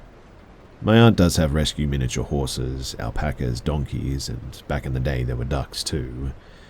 The animals are sort of on one part of the property though, where the area has been sort of cleared out for them to graze and get fat and just be happy. But the rest of the farm is just untouched woodlands. So, in the early 2000s, she decided to install 12-foot fencing around the property, although it only really encloses about 80 acres of the land that she owns. She explained to me that she just couldn't stand the sounds of the coyotes howling right outside of her window at night, and that she had some really creepy encounters while living there. She didn't really go into details of these at the time since I was a young kid. She lives alone, so I understand why she wanted to feel a semblance of security in those deep woods. We are originally from the bayous of Louisiana, so being in this type of environment was new to all of us. Anyway, despite being initially unfamiliar with the land, I eventually learned to navigate the area very well as a kid. I had a few favorite spots, and one was up a small foothill in the deepest part of the woods. I would go up so often that eventually I even made a small path that was established in the brush, and I would bring my cousins with me to show them my little oasis. In 2008, when I was about 10 years old, I took a summer trip to my aunt's and brought my best friend Alex with me. She and I often took trips here together during our childhood, and this was not her first time accompanying me to the farm. I remember that we were in the woods at my favorite spot, sitting together and listening to Katy Perry while playing Doodle Jump on our new iPod Touches. This makes me laugh to remember, but we were just trying to enjoy some nature while getting our fill of new tech, I guess. We were there for a while, just enjoying ourselves and talking about random kid stuff when, I don't know, there was just this shift in the air, almost like a suffocating stillness and silence just settled over the entire woods. I paused the music and looked to Alex, who was already staring at me with a concerned and worried expression on her face. We stayed still and silent for a minute, tilted our heads to listen to the woods and search out any of the familiar sounds that normally crescendo day and night across the farm. But there were no birds, no summer bugs, and the trees almost seemed to stand frozen in place, as if the light winds that normally rustled their leaves just left us completely. It was a vulnerable, terrible feeling, and I knew that Alex felt it too. And then began the sound of footsteps coming from even deeper in the woods. It took a moment for me to determine what the sound was, but the distinct rhythm of weight being picked up and put down on leaves and brush was impossible not to notice. Whatever it was bipedal and heavy, and was coming up towards us from a steep slope down the side of the mountain or the foothill. I remember thinking that it was impossible for a human to move so easily through that part of the woods, since it was really thick with growth and fallen branches and trees and rocks, even making it hard for an agile small child to navigate, let alone a large adult. It also felt as if the woods just laid still in wait while these footsteps made their way swiftly up the steep incline towards us. "Do you hear that?" I asked Alex in a whisper, and she nodded. "It sounds like footsteps," I continued. She nodded again, looking like she was about to burst into tears, and it was at this point that I took her hand and began running down the makeshift path with her, trying not to fall or let her lag behind me at all. We didn't stop until we reached the house, too. We were out of breath when we got back, but nobody was around, and I don't think that we told anyone that day because we were just too shaken to even comprehend what might have been out there. The next day, though, I asked Alex if she would go back out to the spot with me. She was really hesitant at first, but eventually agreed and said that we could go back and look for signs of another human. We made our way back, nervous but determined to discover what had invaded our little sanctuary. When we reached the spot, I looked down towards the direction that we heard the footsteps coming from. I think I even slid down a bit to investigate possible indentations in the brush and the leaves and whatnot. I didn't go too far, obviously, because I was about to lose my nerve, and I hadn't noticed much anyway, so I quickly climbed back up to where Alex waited nervously for me. We decided that it must have been some sort of an animal or a deer, despite every logical explanation indicating otherwise. I know what deer sound like, and that was way too heavy to be a deer, but I wanted to forget and just have some fun again, so I brushed it aside.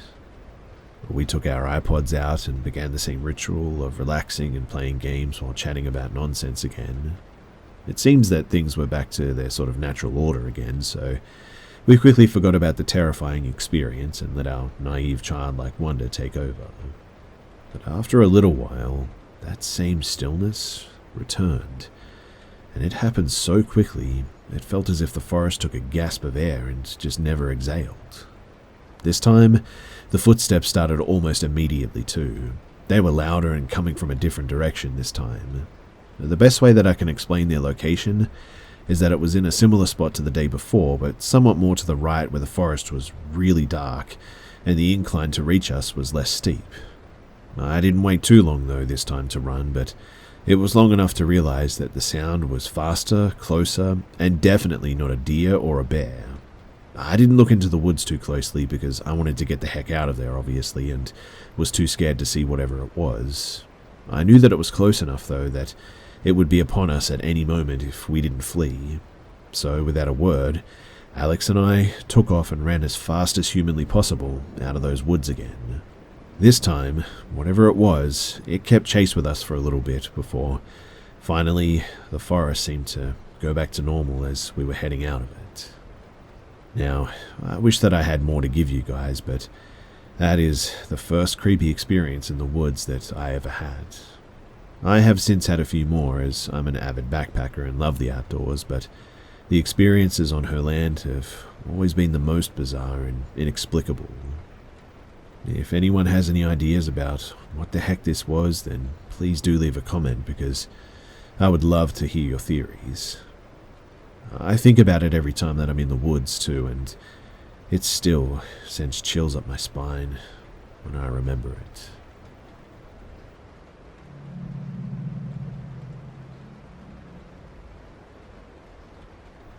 So I'm not sure if this would be considered paranormal or not, but it just seemed very, very weird to me.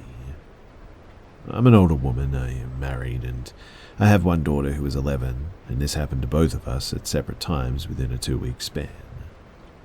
First, my story. My husband and I, we don't share a room because he snores like a chainsaw and I apparently move way too much in my sleep.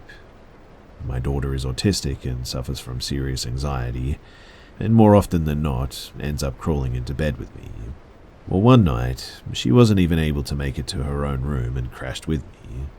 I woke up after midnight to knocking on my window. My room is at the back of the house and my backyard is fenced and the gate is blocked because of my 2 pooches. I thought at the time that I was dreaming, but then there was another knock on the window and I heard my daughter's voice outside my window. She said, "Mummy, can you please open the door? I'm locked out." My sliding door, it doesn't lock. We block it using a metal safety rod. My daughter was sound asleep right next to me though, so whoever was outside was not my daughter. I chalked it up to a lucid dream and I ended up just going back to sleep. Now, a week later, I came home from my late shift. My daughter was sleeping in her own bed, thankfully. I settle in and fall asleep, and a few hours later, my daughter comes into my room and crawls into bed with me. I wake up and she says, "Mummy, why were you knocking on my window and wanting me to come outside?" I was wide awake at this immediately and I sat up. "What do you mean, hun? I've been sleeping for a while." "Oh, I heard you say when you knocked on my window, 'Hey, Rabbit,' shortened from Bunny Rabbit, the nickname that she's had since birth. 'Want to come out and play?' So I came here to see if you were outside." I didn't tell her what I had heard a similar thing a week prior. Like I said too, it's an extremely weird experience, especially since I'm really the only one that knows to call her Rabbit. I should probably add too that I live in a town with a very large psychiatric facility, as well as a maximum security prison. We don't have a bus station, so people who are released with no family join our very large homeless population usually. I also want to add that I don't know who or what it was, but the whole experience was just generally very creepy.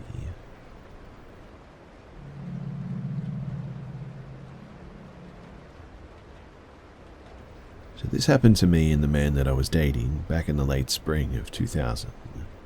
I'm an avid and experienced urban explorer.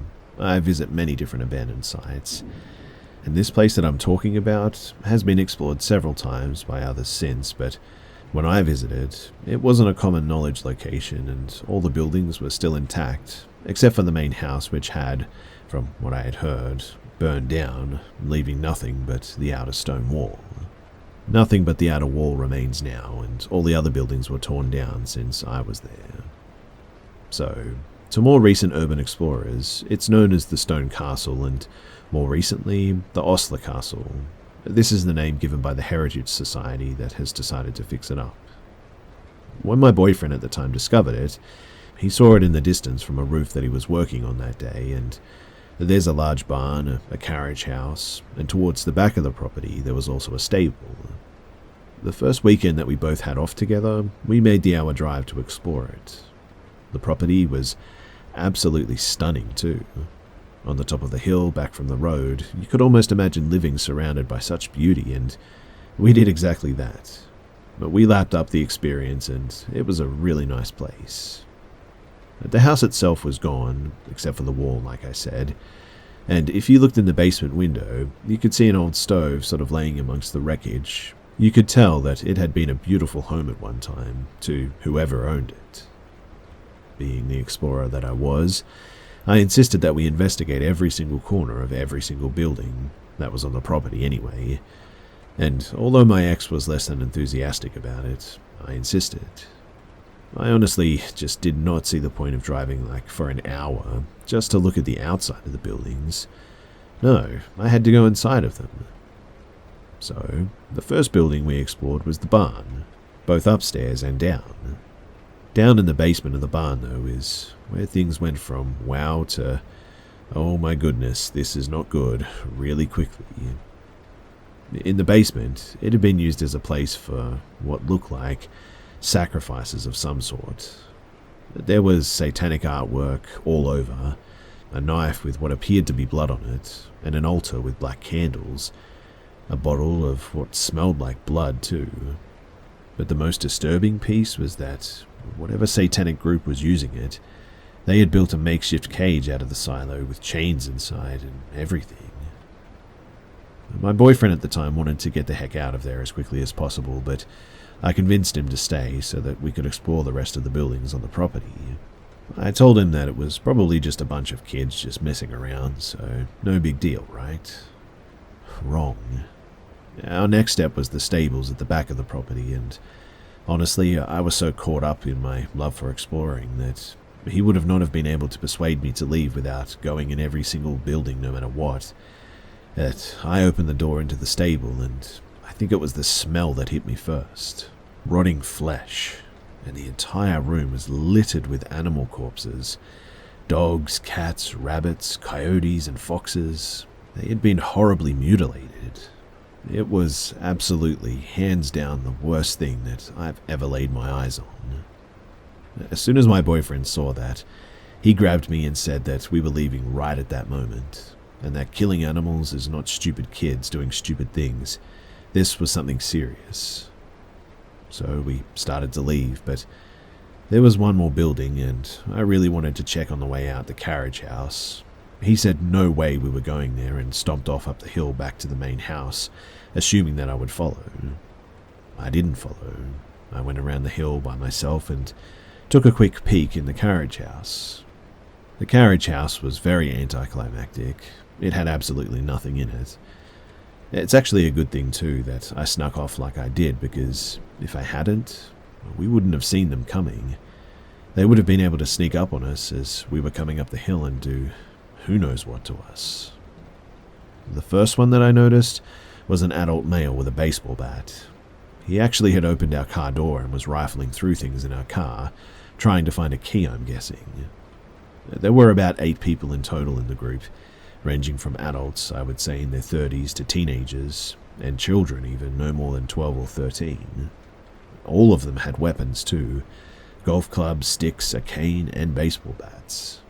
I yelled at the guy what the heck he thought he was doing through our car, and my boyfriend came charging over the hill, bless his heart, right through the posse of creeps and weirdos who seemed to be lying in wait for us. It appeared that he had ruined whatever plans they had in mind, because they immediately backed off. Some even tried to hide their weapons behind their back, which was just stupid if you ask me. Who wouldn't notice a baseball bat behind somebody's back, right? Baseball bat guy demanded to know what we were doing there, and I demanded to know what the heck they thought that they were doing in our car, but he didn't answer, just looked at me all nervous. My ex-boyfriend said we were just admiring the architecture of the house and that we were just leaving, and with that they let us get into our car and drive off, which in itself was sort of a miracle, I guess, especially in light of what we had just discovered on the property. They did follow us in a black pickup, with no plates, mind you, for a good 20 minutes. Instead of heading home, we went to the closest city, which was Barrie, ON, filed a report with a policeman who seemed more shaken than us, and we headed home. My ex never went back to that roofing job again too. He had someone else finish it, and he went to another one.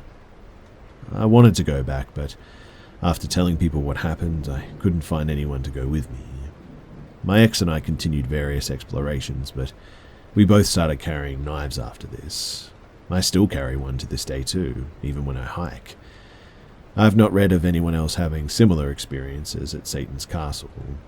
Recently, my cousin, who is also an explorer, contacted me with a place that she wanted to explore. And guess where it was?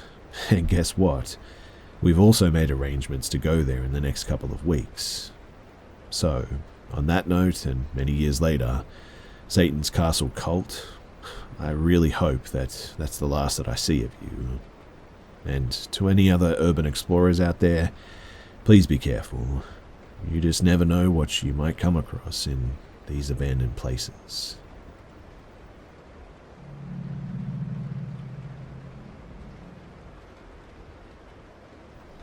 So I had a really weird experience in Congaree National Park outside of Colombia last winter that brought me to these kinds of places. It's a beautiful boardwalk that goes through the swamps and the cypress forest that's in them. Now, I lived in Columbia, SC, and frequented CNP, so I'm familiar with the area. I often would jump the fence and walk the boardwalk at night, as it's super peaceful to walk the swamp and hear all the wildlife. They never have a ranger or a guard there after hours, so I was always alone too. The last time that I did this was in October of 21, and I was taking my usual stroll with flashlights in hand. I should also mention, again, between the insects and the frogs, the sound is really loud, but then it just completely stopped when I was about a mile in. I heard what I thought was my wife call out for me from the trail ahead, but she wasn't there. I was alone, and she was out of town. Suddenly, I then heard water sloshing to my right and saw nothing with my flashlight. I chalked it up to just being tired, and I tried to keep moving. The wildlife started up shortly after this, and everything was okay. But maybe 15 minutes later, I noticed it got eerily quiet again and heard swamp water sloshing on my left, but this time it was more deliberate, like somebody was walking through it. I was in a thick portion of the cypress, and I couldn't see more than 20 feet in front of me, and then I heard my wife's voice again. Again, she wasn't with me though, and she was out of town. Certainly not moving through a swamp at like 1 in the morning. It was at this point too that I could have swore that I saw what looked like a human silhouette for a split second, but then it was just gone. Whatever it was very skinny, pale, and taller than me at 6 feet. And upon seeing it, I noped the heck out of there and ran almost 2 miles back to my truck and didn't slow down until I heard the wildlife again. Like I said, this is a boardwalk that's in a swamp in the boonies. Nobody's walking around in the water at night without a light or ever, and I don't know of any animal that big that walks in bipedal pattern, and I've spent my life in the outdoors, so I would know of it. I feel that I should add that I wasn't high or sleep deprived. I just liked the woods at night. I was so freaked by this, though, that I came on to here and I listened to some of the stories, and now I'm convinced that I encountered a crawler or a wendigo or something else that can mimic voices. There's no way that some meth head was stumbling through the swamp miles from civilization that sounds exactly like my wifey, but then again, it is also South Carolina, so who the heck knows?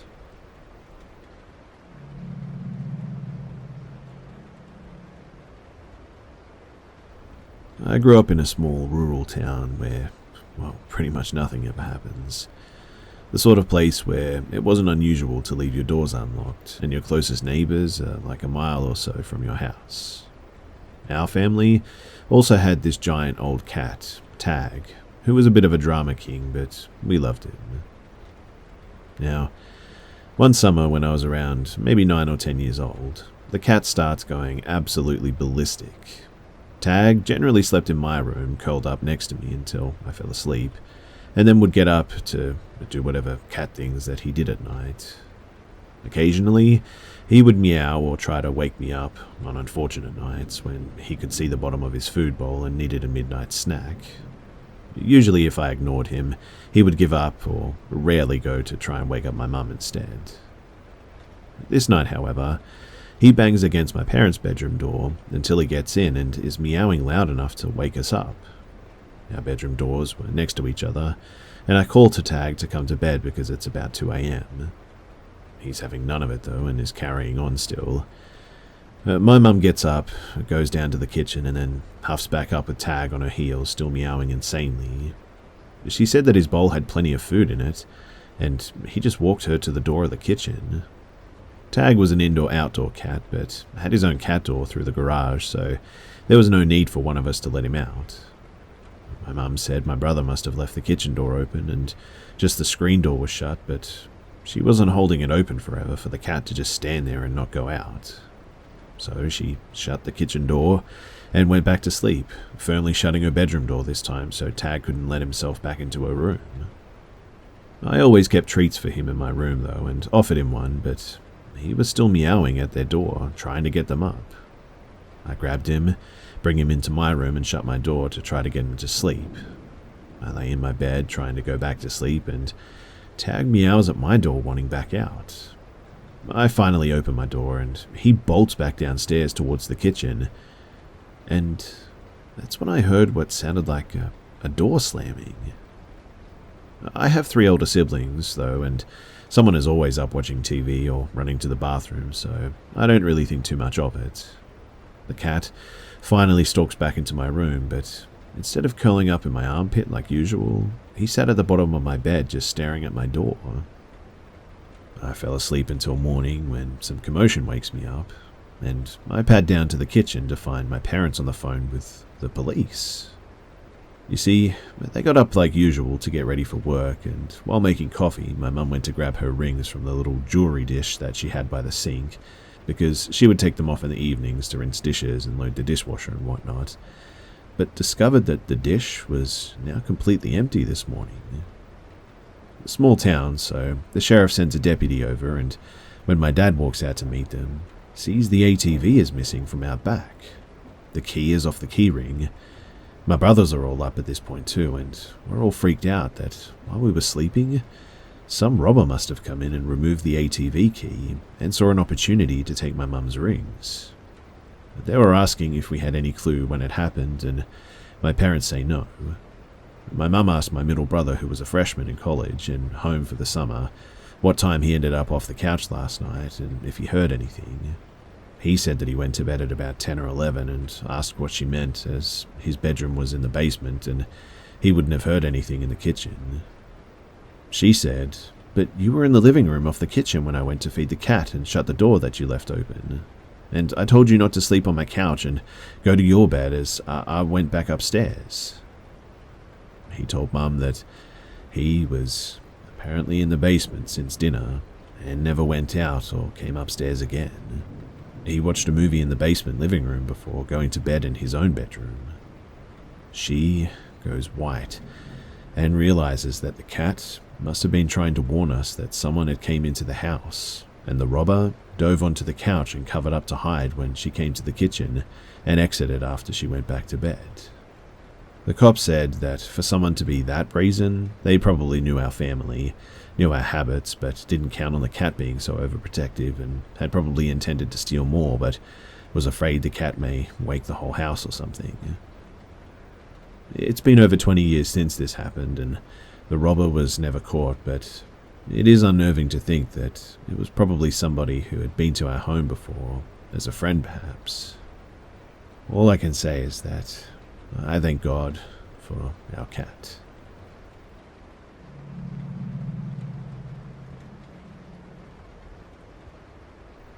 So I, a 25-year-old male, am into urbex. It's something that I often do alone and during the day as well, typically early dawn. And this story reaffirmed that decision for me. So one night, I was out drinking with some buddies and my hobby came up later in the night. The place that we were at was starting to die down, so they asked me if there was anywhere cool nearby that we could go to. The first place that popped into my head was an old abandoned factory that was in the woods, probably maybe 5 or 10 minute drive away, and we went. Now, I didn't quite remember the path to get there. You have to sort of leave the trail at some point. There was also cloud cover, so visibility was super low at this point.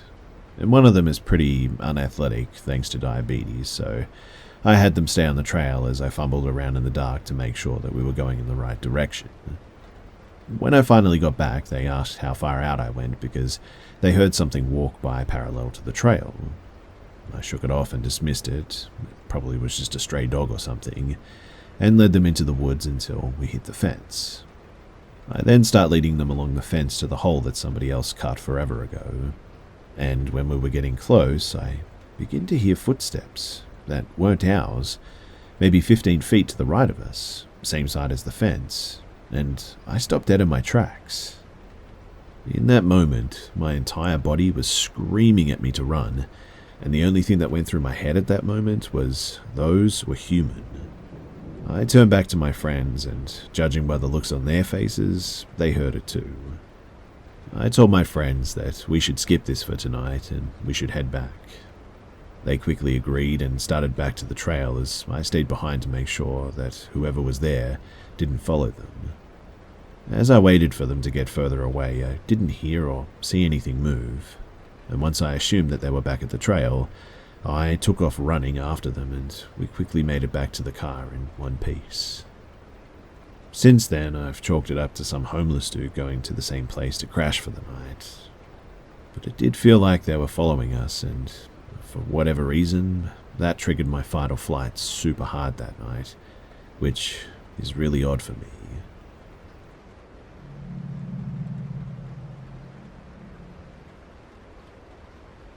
I, a 28-year-old female, was in my first year as a physical therapist at a large hospital chain. And although I was inside of the hospital, I worked in a small outpatient clinic where patients came to me for appointments and left. As the newest therapist, I was given the late shift from 9 to 7:30 that catered to those who needed therapy and also had to work during the day. We were usually pretty slow in the evening since most of our patients were retired seniors, so I was alone after 5. Like any normal day, I had a new evaluation come in for shoulder pain. Pretty run-of-the-mill sort of stuff. He was a middle-aged man, good-looking, well-educated, and very polite. I did the evaluation and decided to see him twice a week for 6 weeks.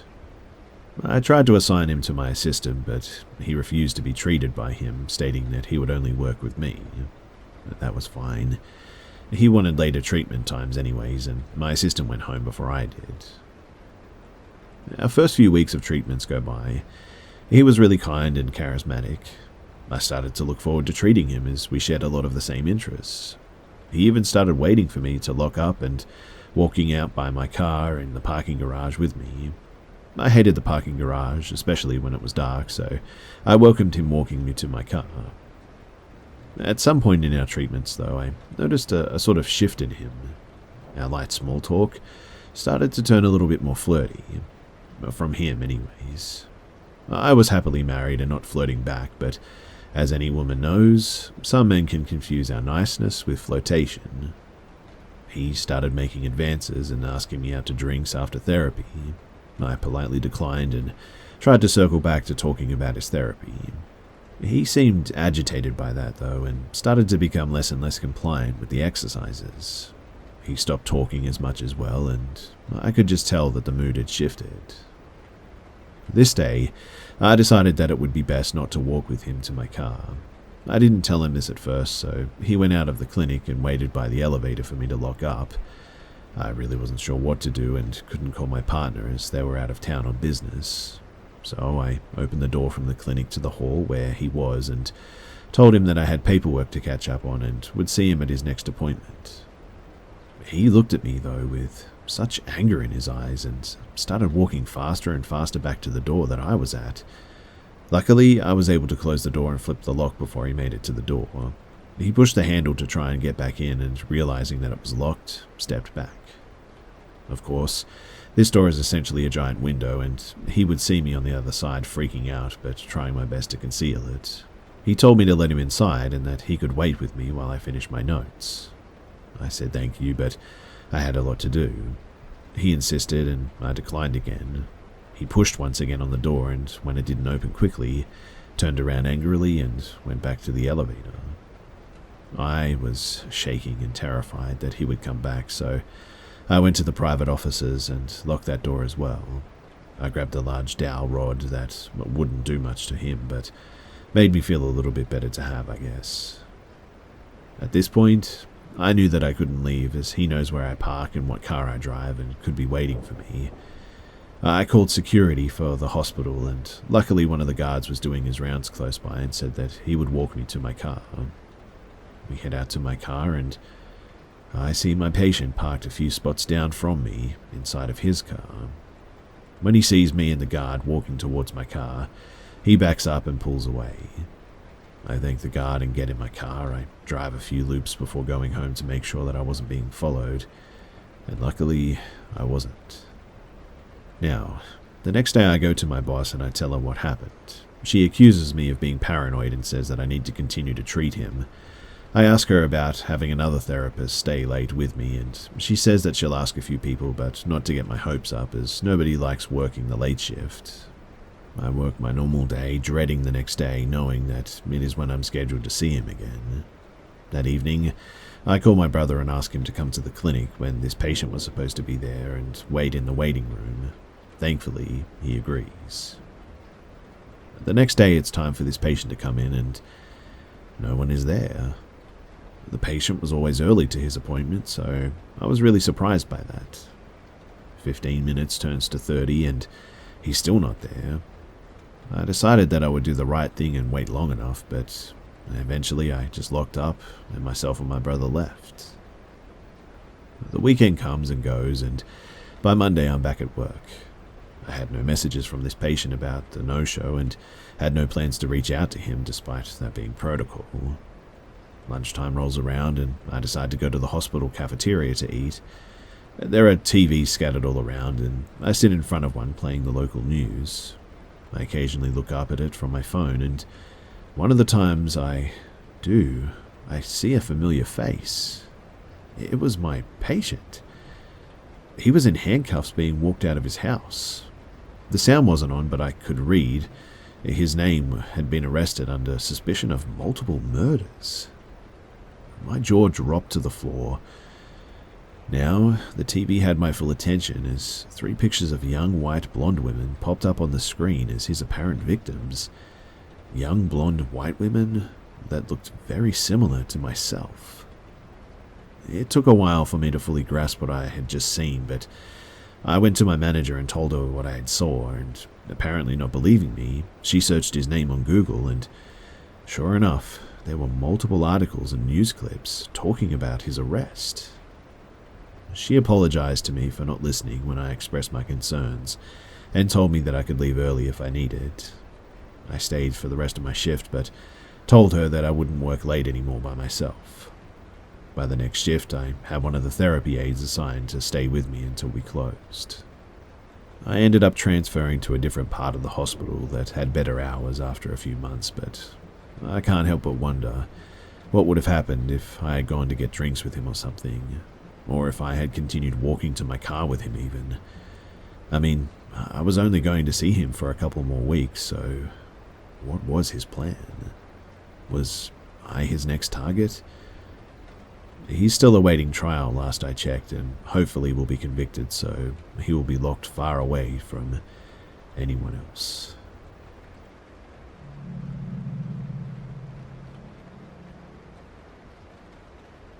So my husband and father are both farmers, and when they aren't in planting, spring or harvest, fall season, they're in the hay season. And well, they have just begun cutting their waterways and fields a few weeks back. And now they're onto client fields and waterways. My husband is in charge of cutting the hay right now, while my dad has been flipping and baling.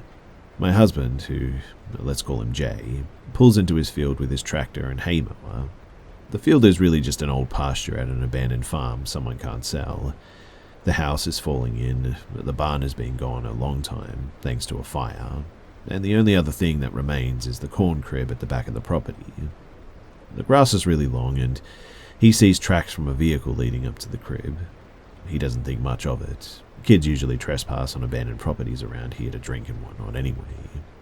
Jay starts cutting the field and is almost done when some debris from either the house or the corn crib is laying in the way. Just a big metal sheet, so he picks it up and decides to take it into the crib where it's out of the way. Jay starts approaching the crib when this horrible smell starts wafting into his nostrils. As he approaches, it got a lot stronger, and by the time that he slides the big old wooden door open, he is gagging and has to cover his nose and mouth with his shirt. He decides to just prop the metal piece against the building while he explores for the smell. My husband is an explorer of old and odd things.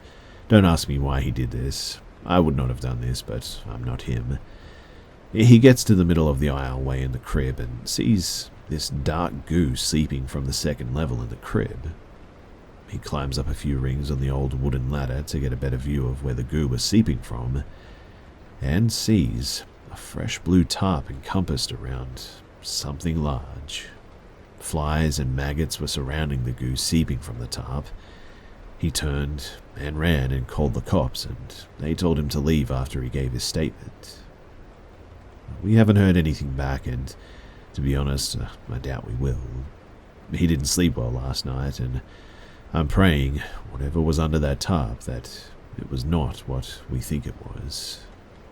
Nothing in the paper so far either. So far, all we know is that there was something dead laying in the second story of the corn crib at the old Cunningham home.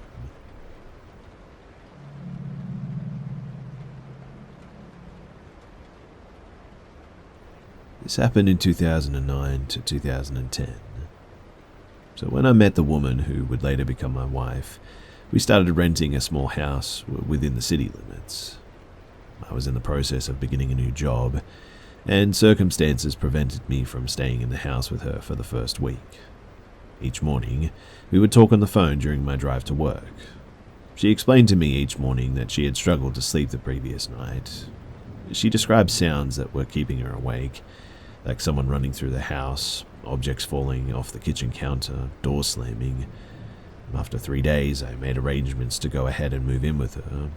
I was convinced that someone was breaking in and harassing her. She was convinced, however, that she was sharing the house with a ghost. I took the workday off the third day, and it took me about 8 hours to get everything moved in. I was taking a break in our bed, still fully dressed, when I felt something or someone tugging on my pant leg. I remained motionless, hoping that it would happen again. After a few seconds, it did happen again, much more aggressively this time. I felt a hand firmly placed on my leg just before it grabbed my jeans and started pulling. She was on the bed next to me, and nobody else was with us. We have no pets either, as it's not allowed. I immediately started having the same experiences throughout the night too, as she had described over the phone. It was like someone was destroying our kitchen, but nothing was ever out of place. There was running, as she described, which sounded like a smaller person, maybe a child. I woke up one night to someone standing next to my bed. I heard giggling, then the individual bolted out of the room as I turned my head. It was too dark to notice any features, and over the course of 8 months, many unusual things happened. But to make a long story short, I'll skip ahead to my last experience, and perhaps the most frightening too. So, I was alone in the house waiting to join an online seminar. I was sitting on my couch with my laptop on the coffee table ahead of me. I heard the back door slam shut, and a person began running quickly through the house. These steps were heavier, and this person was moving quickly. Given the design of our small house, this person was running in my direction, so I shot up and ran out of the house. I didn't stop until I reached the street, and that's where I remained until my wife returned. As I was standing by the street, though, I was looking back into the house, and a balloon from a recent party made its way from the kitchen into my bedroom, then back into the kitchen moments later. It genuinely felt like I was watching someone searching for me, going room to room, all while holding this balloon. This was the last thing that happened to us because, for some really odd reason, it just stopped after that. We even continued living there for another 4 years. I would give pretty much anything to experience it again too, and I know that sounds weird, but I would try to be less afraid, I guess, and I would approach the situation more analytically. My wife, on the other hand, was never afraid of it. Unfortunately, my wife passed away a few years ago. I know she would have enjoyed sharing her story here too, and I still drive by that house occasionally, and no one has ever moved in.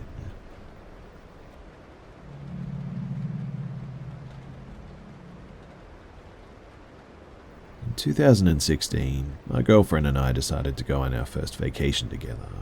We booked a 3-night stay at the Belmont Hotel, not its real name obviously, which was a historical hotel in the old part of the city. It was an elegant manor style home from the 1850s, and parts of the property looked from that period too. Massive staircases, parlour room, and original furniture throughout. Our first day we did the usual touristy stuff. Exhausted, we settled into our room and crashed for the evening. Our first night, we barely slept. My girlfriend and I were both uncomfortable sleeping in the room and felt like someone was watching us. A few hours later, around 3 a.m., we were abruptly awoken to a very loud sound coming from above our room. It sounded like someone was pulling or pushing a large piece of furniture. The stuttering of wood on wood and the creaking was unbearably loud. This went on ad nauseum for a while too, that we were totally awake thinking someone was working upstairs, like a staff member moving furniture or rearranging the room or something. We were both dumbfounded, sitting upright in our beds waiting for this to end. The second day we did more touristy stuff and didn't think much of the previous night. The second night though, we were zonked and we went to sleep early. This night was strangely similar though. We woke up at around the same time to the exact same creaking or stuttering of furniture or something being moved around above us. It eventually stopped like yesterday and we managed to fall back to sleep. And the next thing that I remember is my girlfriend waking me up abruptly saying, "What are you doing?" I awoke, standing in the middle of the room in the dark, unpacking my bag angrily, throwing her clothes into the air. I sort of snapped at her for asking me what I was doing and interrupting me. I was frustrated and agitated on waking. Suddenly, I vaguely remembered what I was doing. Almost like a dream on waking, and you try to hang on to your dream, sort of.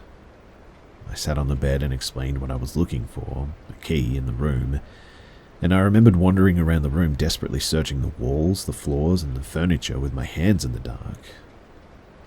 I was getting more and more disturbed the more I explained this to my girlfriend. The idea that I was alone in this dark hotel room doing this really frightened me because I had no control. Needless to say, we decided to call it early and head home and end our vacation. We drove the full 4-hour drive home that night in pitch darkness and fog. I called the hotel that morning to check out early. Speaking with the front desk, I mentioned the loud noises coming from above our room, and she replied, "But there is no room above yours. It's an attic space and no staff would be up there, especially not at that time." I mentioned that it sounded like someone was dragging furniture on hardwood.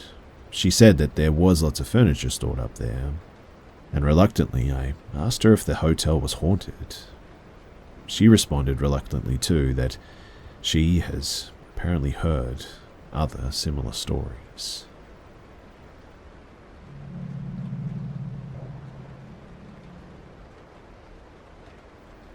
My younger sister and I have always dreamed of visiting New Zealand. Both of us being from the southeastern United States, New Zealand seemed like a perfect getaway where our favourite trilogy was filmed. So, with months of saving and planning, it was the spring of 2017 that we flew to Auckland, New Zealand for a grand adventure.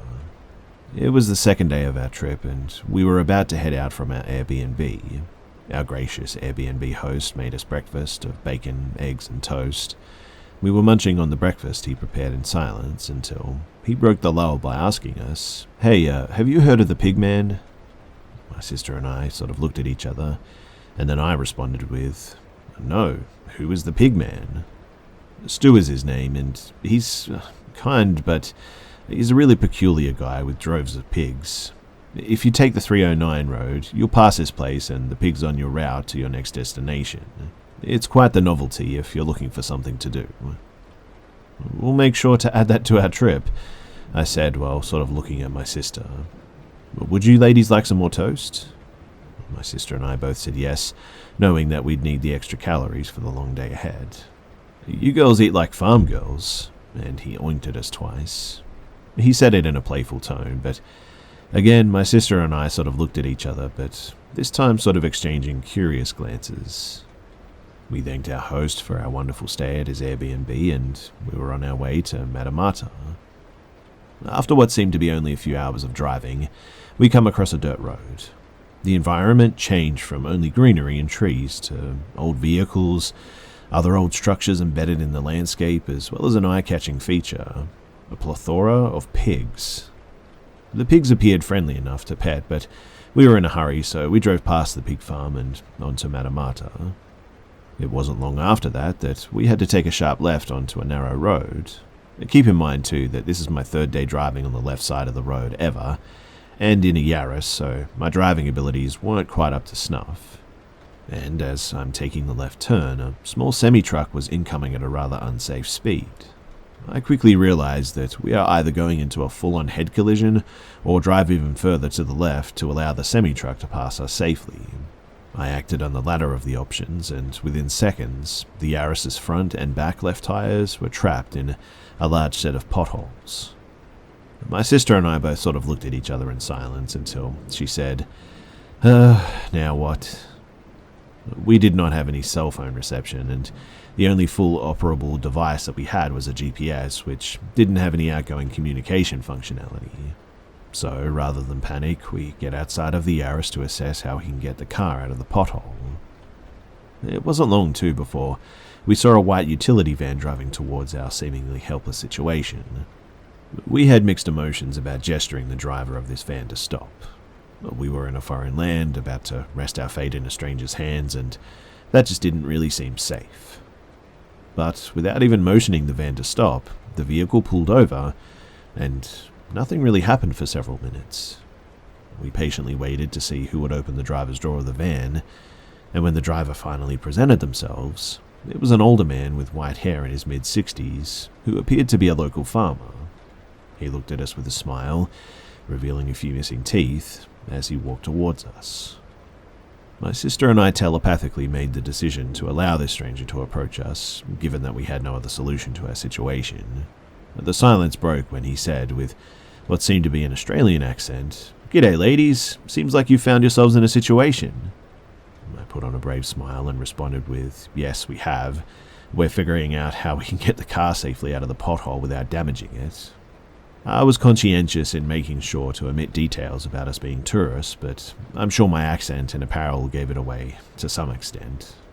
"Well, I'm not sure I can be much help with that, but I can get you a lift into town for someone to tow the car. How about that?" "Well, I'd like to at least attempt in getting the car out before involving anyone else. Thanks." He looked displeased for a moment and then turned on a smile once more. "Now, think. The three of us won't be able to get that car out of the hole. It would be best if you and your friend hop in my ride and we drive you to town. It won't take long." Without even needing to consult with my sister, we both knew that this was a bad idea. The man said with a bit more urgency and slight vexation in his voice, "The way I look at it, you're better off coming with me than staying here to see what others will do to you." We both were anxious and fearful of what he may physically do to us. Terrifying thoughts popped into my head, like if our family and friends would even hear from us again, or if newspaper headlines will read, "2 female travelers kidnapped and killed just around the pig pen." To our surprise, another van approached the scene and parked behind the old man's vehicle. It was a woman with grey hair and athletic build, about in her 40s or early 50s. "There you ladies are. I've been looking for you for the past hour or so." My sister and I had absolutely no idea who this woman was, but we followed her lead. She seemed far more trustworthy than this irritable Aussie. It wasn't long after the lady walked towards us that the Aussie shied away and made quickly to his vehicle. He hopped in his van and he drove off. "I saw from a distance that he was talking to you and it made you feel uncomfortable. Are you ladies okay?" the woman asked. We said yes and went on to explain how we ended up in the pothole. We told her that we were extremely fortunate that she showed up when she did. It was almost fate that we met this woman, in fact. She worked in construction and just so happened to have a board that we used as a ramp for the tires and a rope to pull the Yaris out as well. We successfully unstuck the car and thoroughly thanked our rescuer. We did offer her money, but she refused. She only wished that we heed her advice, and she told us to be wary of devilish pigs on your travels.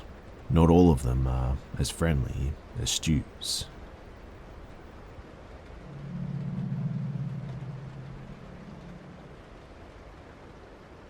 When I was 17, I started to see a woman out of the corner of my eye, and it started happening more frequently. I should note that I had lived in this house since I was 5, and in particular, I always felt something in the basement and would absolutely bolt up the stairs every time that I was leaving it. Anyway, I started seeing her more and more frequently, but any time that I turned to get a good look, she was just gone. Then, one random night, I was sitting on the couch long after everyone had gone to bed, and I saw her again, but then she started chasing me, and I bolted up to the second floor where my bedroom was. I had to sleep with every light in my room on that night, and slept completely underneath the covers because I just knew that whatever was in the basement was now under my bed. I slept with the lights on every night for a week because I was convinced if I didn't that it would kill me. The paranoia and the lights on for days happened a few more times over the years, but only ever in that house and nowhere else. Honestly, I realize that it's very possible that it was just a psychotic break because the shadow figures in my vision still show up when I'm really, really stressed, and same with auditory hallucinations of people calling my name. But it's been about 2 years since I've had any though, and I've never seen a figure as clearly as I did that day.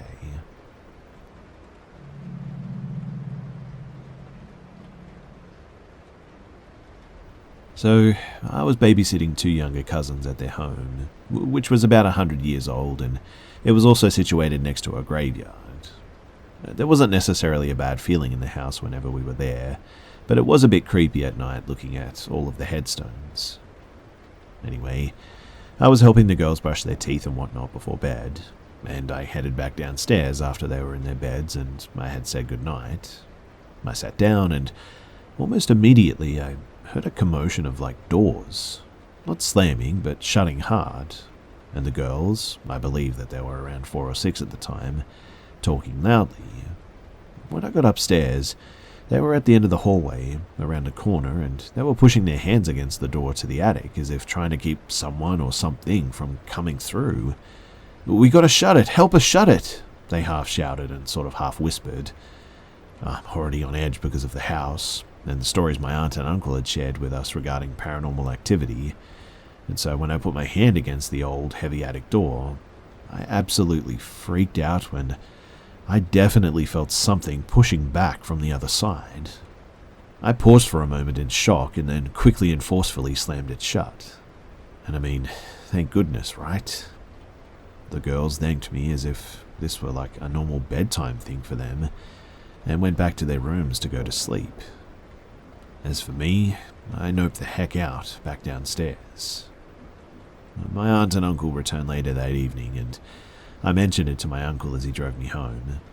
He just kind of chuckled and said something to the effect of, "Yeah, sounds about right."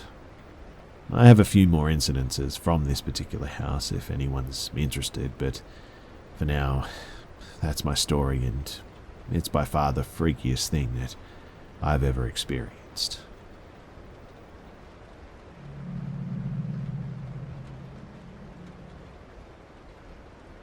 So I spent my late childhood and early adulthood in this house situated in a nature reserve in Brazil.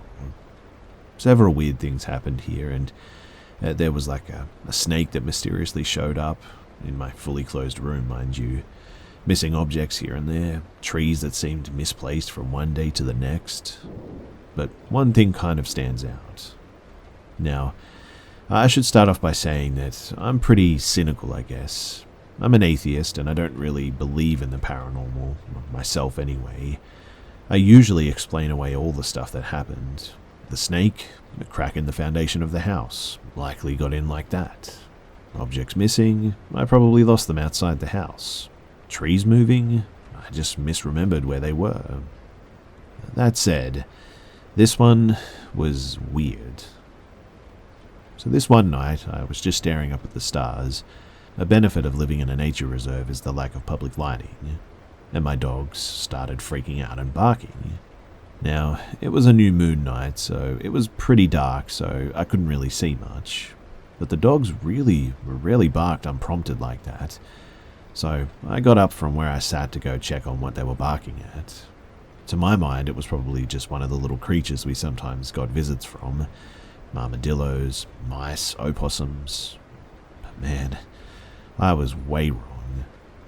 So at first, at the edge of the property, I saw what looked like a deer.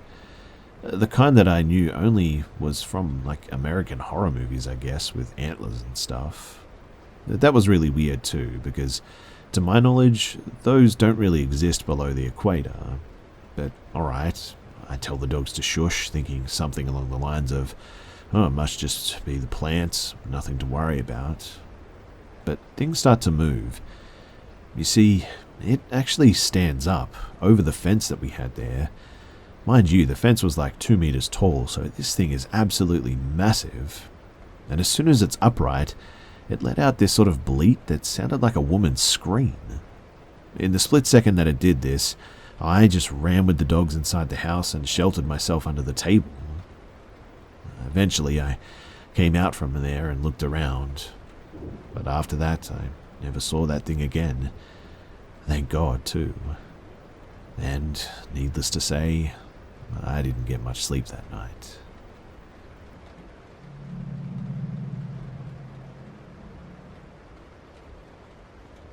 So some backstory first. I was fresh out of high school and found my first job working as a dialysis tech at an outpatient clinic. I'd always wanted to go into nursing and thought that this would make for some great experience while I waited to get into the nursing program at the local college. One of my co-workers at the clinic was also straight out of high school and interested in nursing, and we instantly clicked. This was around 2008, and shows like Ghost Adventures were all the rage. But we were both pretty hooked and would go to the local cemeteries at night and whatnot, looking for ghosts. The only thing that we ever really accomplished, though, was scaring the heck out of ourselves, to be honest. I'm not sure who thought of it first, but one of us got the bright idea to investigate the clinic that we worked at. Obviously, patients had passed away before during their treatments, so it seemed logical to me that they may still be there. So one night after work, we both stayed behind after everyone else had left. I started taking pics on my terrible digital camera, and she was doing the flashlight test trying to get a response. We got nothing. But after a while, we're just sort of mucking around and honestly about to give up when my friend starts calling out a patient of ours that had recently passed away while on the machine. She had been a sweet elderly lady who was also a DNR, and her death was actually pretty uneventful. Well, my friend tries to provoke this old woman and starts saying things like, "I never really liked you." When out of nowhere, an oxygen tank standing in a metal case began to shake violently on its own. The tank was literally standing by itself. Nothing near it was even capable of movement. I didn't know what to think, and to be honest, I really wasn't expecting anything, but to see this really shocked me. Needless to say, we got out of there and didn't stick around after closing anymore after that. I'm pretty skeptical of most things, but I have no doubt in my mind that something was there with us that night, and still cannot find an explanation as to how that tank could have possibly shaken itself like that without the influence of some unseen force.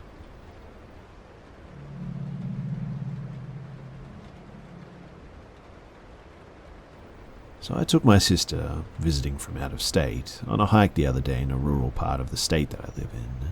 Lots of trees, waterfalls, very little cell phone signal, you get the picture. I'd already had some weird feelings when I saw another car already parked where the trailhead was at, because we got there on a weekday at 6:30 in the morning.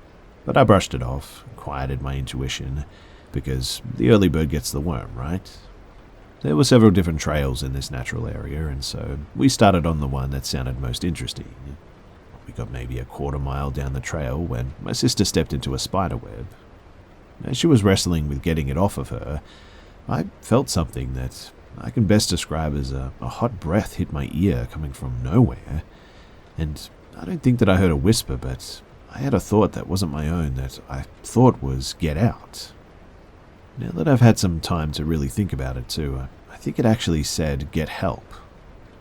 I told my sister what just happened, and her natural response was, "Oh, maybe we should leave." We started making our way back out to the trailhead, but just as we were getting ready to leave, I swear that I felt something pulling me back in. I convinced her to let us try a different trail. I looked at the sign listing the different trails, and again intuition told me to take the next one, and we started down. It was supposed to be a loop that led down by the river with some falls, The trail hadn't been travelled in at least a day, and I know this because of all the spider webs blocking the path. We got down to the river, and there's a detour with a bridge going across to the other side. I walk across and get down to it, and there's a sweater hanging on the rail.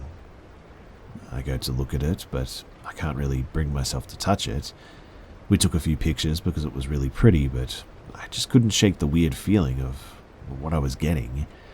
I kept writing it off as being hungry and tired because I skipped breakfast that morning and went to bed late the night before. But in any case, we got back up and continue a little further down the trail and get to a fork in the trail. My sister wants nothing to do with this path because it wasn't marked like the other one was, but being a naturally curious person, trying to see some more pretty scenery, I guess, I decide that I want to go down a little ways and see what I can see. I get to a spot where I see a much larger spider in a very pretty web that I could tell took a while, so I stopped to admire it. And it was at this moment that, for no apparent reason, I felt uneasy enough to want to turn back around, and so I did. We took the other path in the fork a little bit further in, and as we're walking through a certain spot, I get a whiff of something, but don't really think too much of it.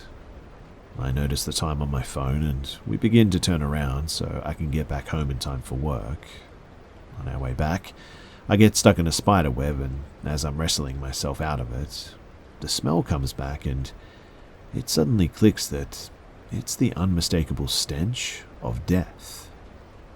My little sister has never had to smell it, so she thought that I was just being paranoid. I could have written it off as, oh, we're in the woods, it could just be a dead possum or a deer nearby. That kind of thing is super common here, but for some reason, I just can't shake it. I call the local non-emergency number and tell them that there's a smell, and they say that they'll send some officers out. I also take a screenshot of my Google Maps location because for some reason in that spot, that exact spot of all places, I have service. My sister wants to leave for obvious reasons. She has jitters and we have to go meet the officers at the trailhead, so we start making our way out. And it's on our way out that I feel another hot breath on my ear and I get a really sick feeling.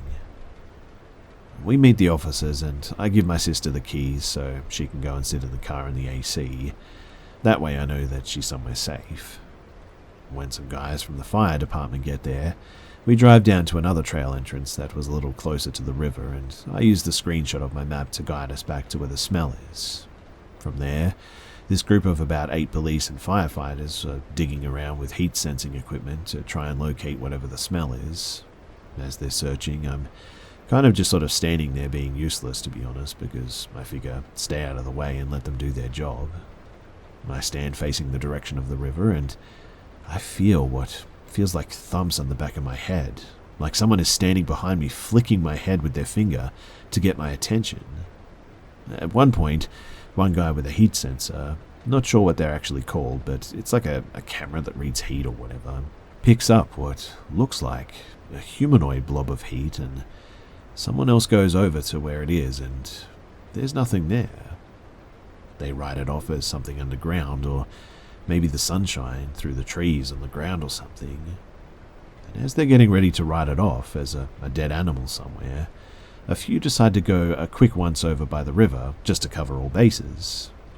They take the path that I turned around at, where the giant spider was at, and it led down to a sort of a steep drop-off.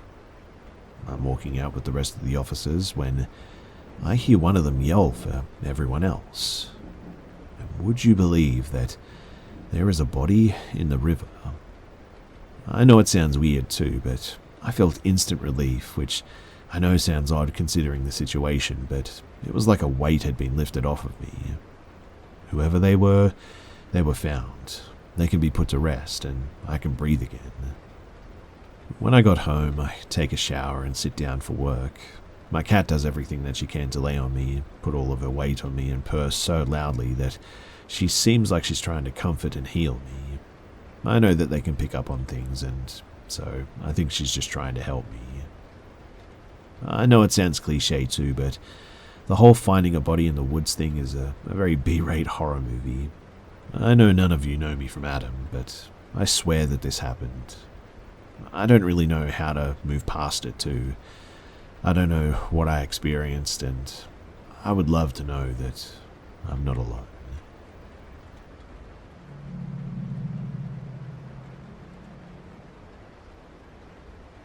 I was around 12 years old when this happened.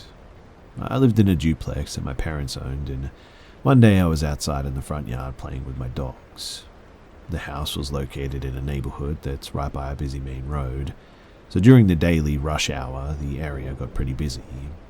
Thank God for this too, because as I was busy with my dogs, I noticed a black car in front of my house that kept inching forward a little, and sort of backing up a little bit too.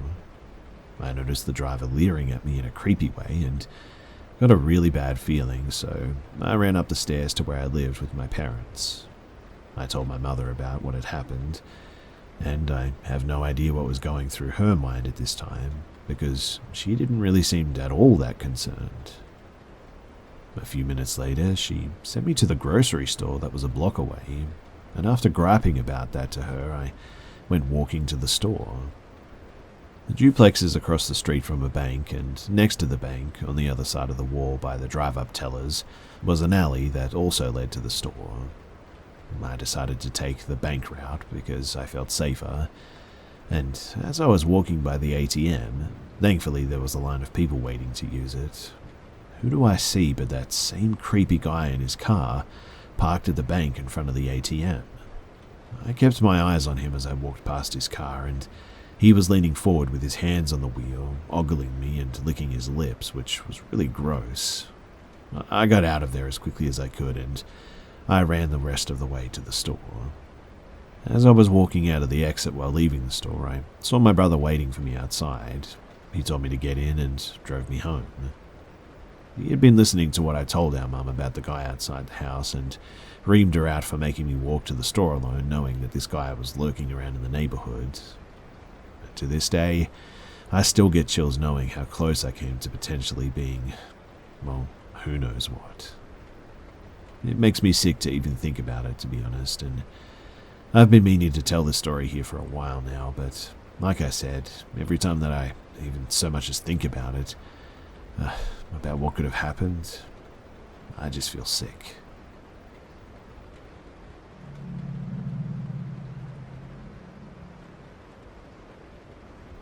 I was on a plane once and noticed that, although people were still boarding, there was a large number of seats around me unoccupied. The last people on, though, were all together and consisted of one large family travelling together. There were 4 adults and about 10 children, ranging from toddler age to high school or young adult.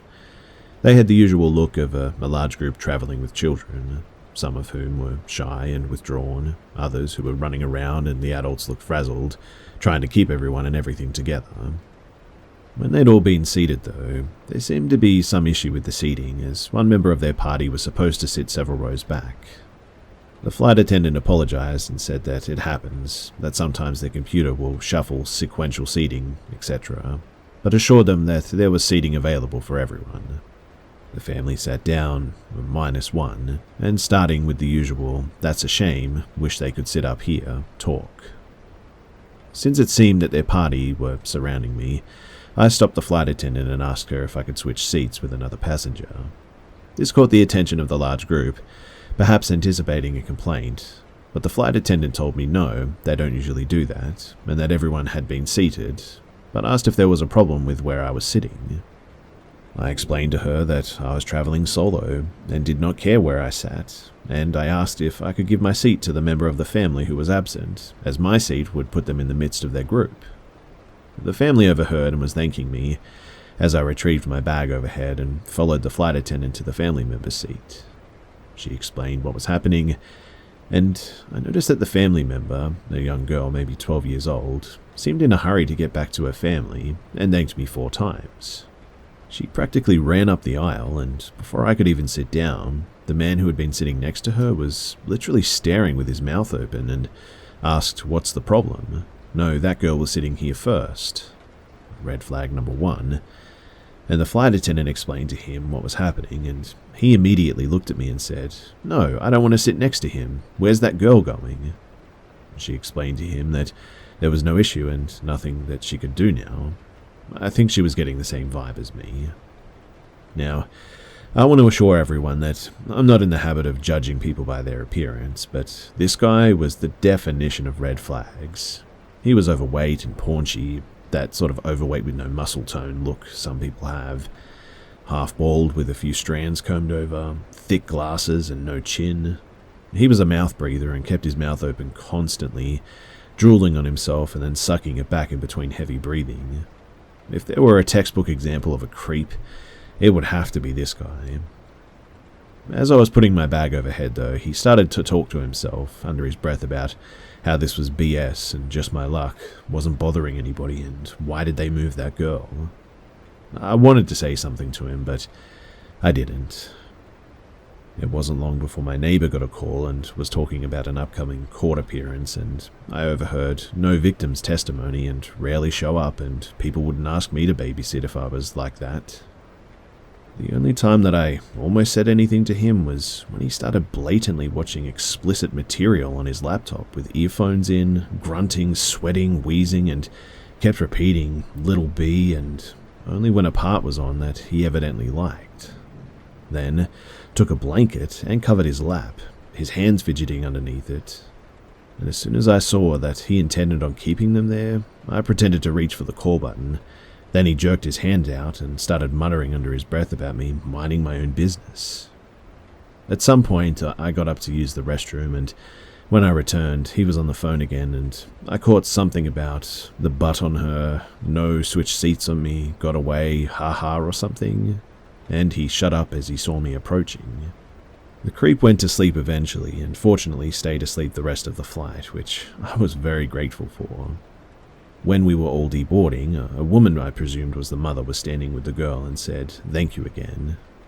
I shudder to think how he acted in the short time that she was next to him, or how he would have had she remained there. And, shocking absolutely no one, including himself I suppose, he was met at the gate by security and police, and as he was being led away, he said, "This isn't my laptop, by the way." I shudder to think what may have actually been on there.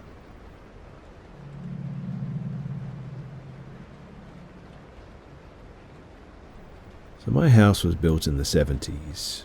Not particularly new, but not really that old, I guess, too. We moved here in the early 2000s. I don't really know any of the history behind it, but we've always joked that there are ghosts here.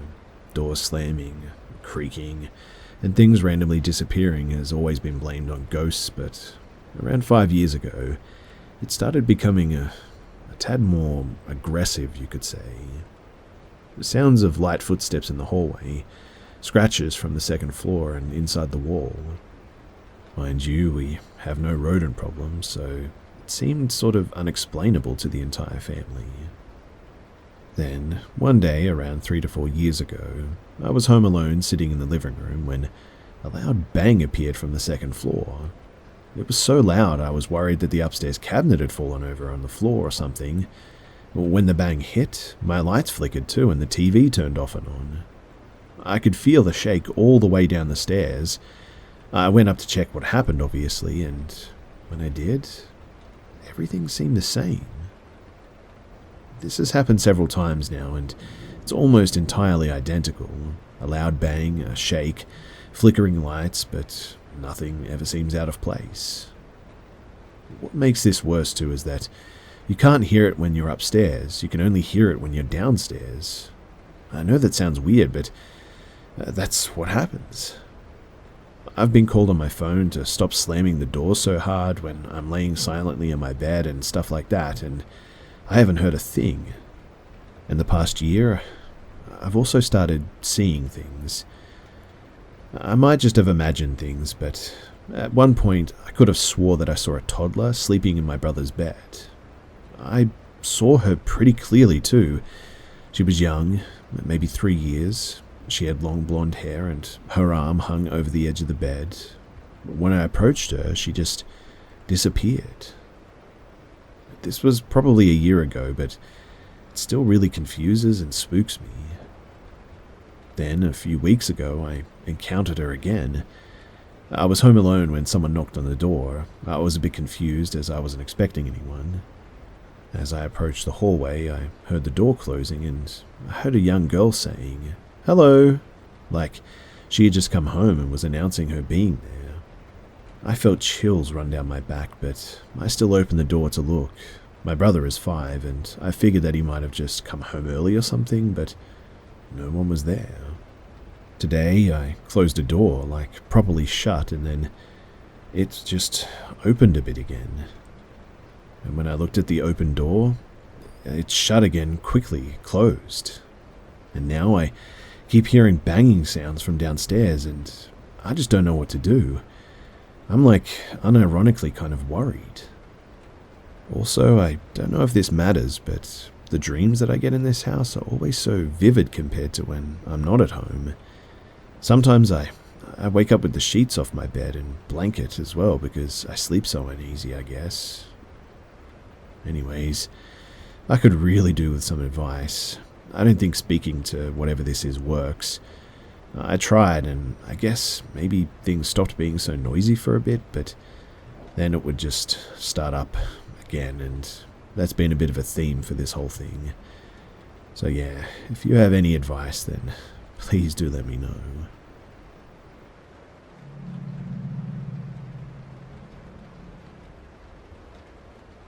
So last year, June 28th, 2021, my friend Dee, my other friend Jay, and I all went on a camping trip.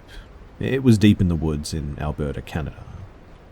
Now, the trip was going good. It was in the middle of nowhere. No cell service, no bars, nothing. Just the way that we liked it. But we painted, listened to music, and all that jazz. And one day, Dee and Jay were both sleeping in the tent. It was around 2 p.m., and I was sitting alone outside, when I start hearing this screaming, John, help me! John, where are you?" And it repeated 4 times, the same way, same spacing. Now, I'm not going to go and die in the woods, so I didn't check it out, obviously. I stayed where I sat. And when the other 2 got up, I explained what I heard. Me and Dee went to the river that was close by, leaving Jay alone at the tent. We came back maybe 40 minutes later, and Jay is terrified. He explained that he heard the exact same thing as me, including how the pauses were. I explained the pauses when I told them both about the screaming. A few months later, me and Jay went back there, but only the 2 of us. On the last day, me and Jay had this gut feeling that we were about to die if we stayed the last night. I'm certainly one to trust my gut feelings, and this was one of those gut feelings that you do trust. And I know it wasn't anxiety. This feeling was literal terror. And so, we're going back there with Dee in a few days to try and figure out what the heck is going on in this place.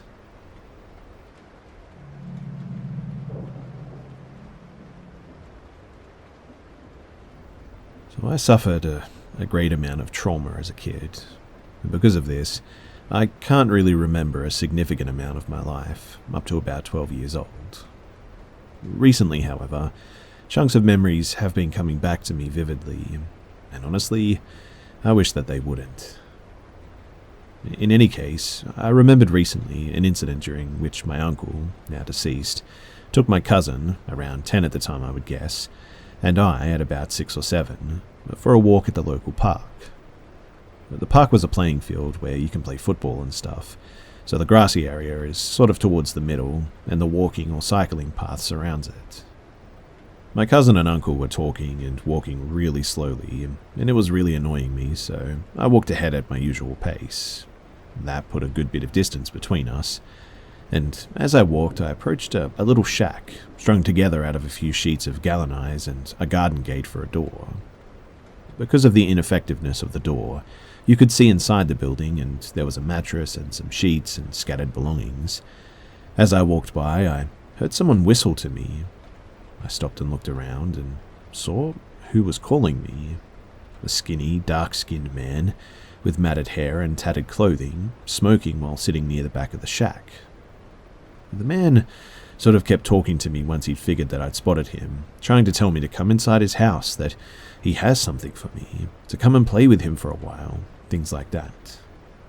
I didn't go. Not because I knew what he intended to do or anything, but because my parents had always taught me to not talk to strangers. And he was really scary looking too, so that didn't help his cause. I walked away and I heard him start cussing and stomping out of the house. He didn't get the chance to follow me, however, because my uncle and cousin had also arrived near the spot. And I think he knew that he obviously couldn't do anything with witnesses around, especially a man who was twice his size and who would probably kick his butt. I went home that day and I honestly just forgot about it. I'm 21 years old now, and I'm only now suddenly remembering it happened. But I understand what he intended to do to me fully now.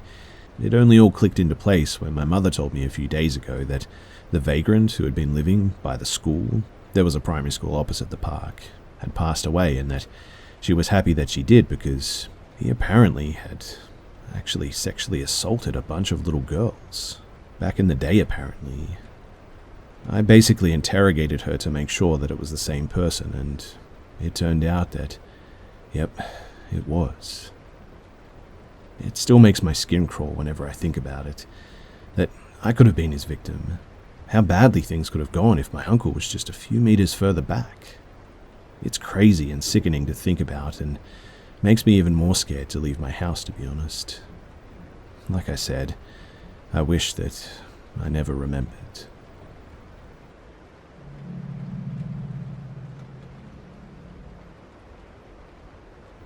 I'm still haunted by old memories of an ex-boyfriend that I dated for only a few months. We met online and lived an hour apart, but we clicked really fast and started seeing each other regularly. Things were going great for about a month, and then one day we stopped at my place so I could pack some clothes to go stay at his place for the weekend. We walked into my bedroom, and as I started packing my belongings, I noticed him scanning around my room with his eyes. I didn't think too much of it, but after a few awkward moments of silence, he began to ask me some very specific and eerily detailed questions. So, do you ever move your pillow to the foot of your bed at night and pull your blinds all the way up so you can see the stars out of this window over here before you go to sleep? I bet you use this lamp over here the most. It's the only one that I'd use.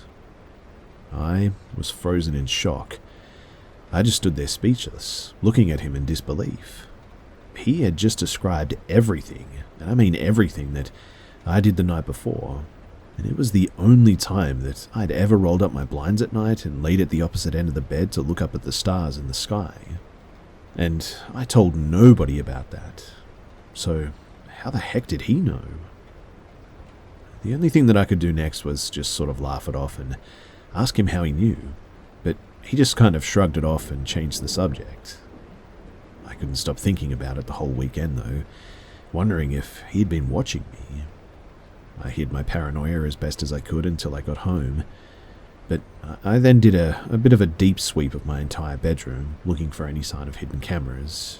I found nothing. I didn't have any laptops, computers, TVs, or security cameras in my bedroom that he could have hacked to spy on me with.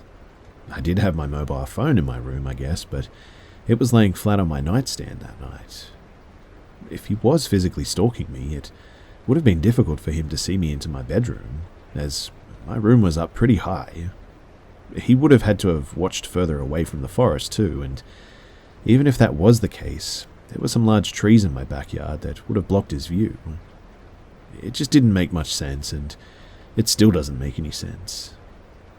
I've tried to pass this off as a coincidence, but when I step back and look at the whole picture, there was something just not right about this guy. I vividly recall the first time that I ever spoke to him on the phone before we met. We had so much in common, almost too much in common.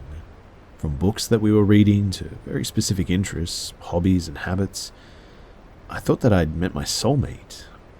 Nobody has ever made me feel so alive, and he swept me off my feet, only to drop me from what I thought was heaven. He became a different person, seemingly overnight. He was a narcissist, and I watched his mask fall off. We had texted on and off for a few years after, but I've since gone no contact. I guess I will probably never know the hows and the whys, but I continue to wonder, and also look over my shoulder.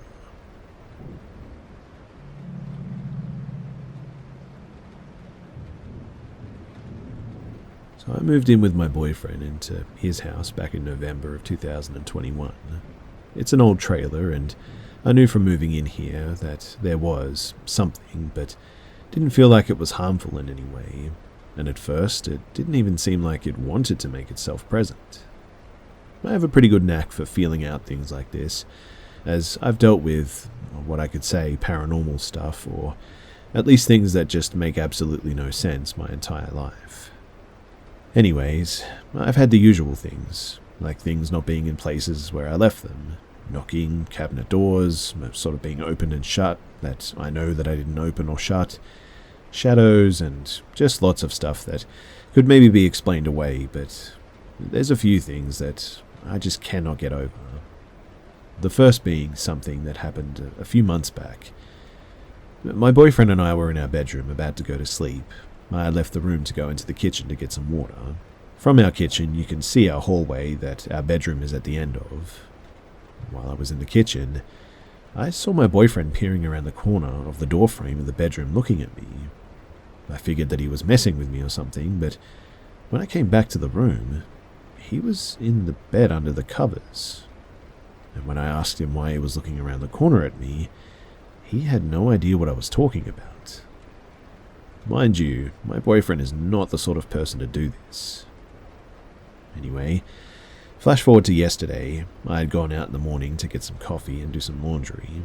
When I came back, all of the shoes from our shoe rack were on the floor, but they didn't look like they were knocked off. It looked more like they had all been sort of taken off and placed on the floor. I at first blamed it on our dogs, but one of our dogs is crate trained, and when I went into the living room where his crate is, his crate had been moved across the room and into the kitchen. He's never moved his crate before on his own, and I'm really not sure how that's even possible for him. Not to mention my dogs were losing their absolute minds when I returned. Now, I wouldn't have been so bothered by this if it wasn't for the fact that when we were going to bed last night and I walked into the bedroom, I saw my boyfriend peering at me from inside the closet. The only thing is, my boyfriend was right behind me coming into the room with me. I want to play it off as I'm just seeing things, but it just doesn't feel right to me at all. I plan on smudging the house this weekend, and as I've said, I've dealt with a lot of things in the past, but nothing like this. I guess that I'm just asking if anyone has dealt with anything similar, or could offer any advice in this situation.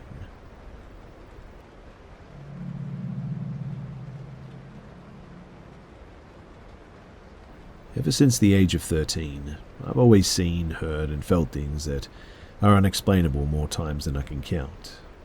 I have a family history of mental illness that could be the reason as to why I had these experiences, so when stuff like this did happen, even though I was terrified, I would brush them off as just hallucinations. I am on medicine now that is really helping me, and when I do have hallucinations, they are far and few between. However, with all this said, this time in particular has me totally confused and thoroughly creeped out. So I was 17 at the time. My family and I had just gotten back from vacation really late, and we had all agreed that a shower before going to bed would be really nice. My family is really big. There are 12 in my family, and 8 of us were living in the house. I said that I would take the last shower because I wanted to sit outside and get some time alone anyway. The only light source was one of those street lamps to light our driveway. Our house was in the middle of absolutely nowhere. It had been about maybe 15 minutes, and as time passed on, an uneasy feeling started to creep into my stomach. I felt like it would probably be a good idea to go inside at this point, but when I heard coyotes yipping and howling somewhere out in the field, I decided to stay outside for a little longer and listen to them. That was when pure fear consumed everything in my body, though. Not even controlling my own body, I slowly looked over to the road, and that's when I saw what I can only describe as a 10-foot tall figure with elongated arms and legs and giant red eyes gliding down the road, about as fast as a slow-moving car. This thing was really, really thin, was standing completely straight up, and was hovering about 1 to 2 feet above the road. I watched in horror as the thing passed by our house without even a sound, The whole time, I couldn't move. A couple of minutes later, I finally regained control of my body and I ran inside. I didn't tell anyone about it other than my doctor because, to be honest, I just thought it was just another hallucination. Anyway, a year later, I moved in with my sister and brother-in-law, and while my brother-in-law and I were on a bike ride at about 11:30 at night, talking about creepy experiences that we've had, I started telling him about the Coyote Man, as that was the name that I'd given to him. As I was explaining the features of the thing, his face grew more and more confused as I continued to talk. Just as I was going to talk about the big red eyes that the thing had, his face lit up. I asked him why he was making the face that he was, and then he lifted his hands up to his eyes, making large circles with both of them. I started getting creeped out, and that's when he was like, "Big red eyes?" I immediately started getting chills. You see, he started to explain that when he was 19, he saw the exact same thing, and right before he saw it, he heard coyotes yipping and howling as well. I was freaking out at this point because I never told anyone about it other than my doctor, and I thought that I was just seeing things. He continued to tell me, though, that the thing actually chased him, and he said that he was absolutely terrified and that it was the fastest that he'd ever run in his whole life. He said that the only way to lose this thing in the end was to climb to the top of a silo. He said that he was up there for pretty much the rest of the night, just waiting for this thing to show up again, but it never did. I got chills for minutes on end when he told me that. I have no idea what that thing was, as I've never heard of anything like it since. Every time that I think about that experience, though, I get super creeped out. Like I said, for the longest time, I just thought it was just another hallucination, but hearing that story from my brother, it makes me think twice about it. If anyone has any info, input, or ideas, it would be much appreciated.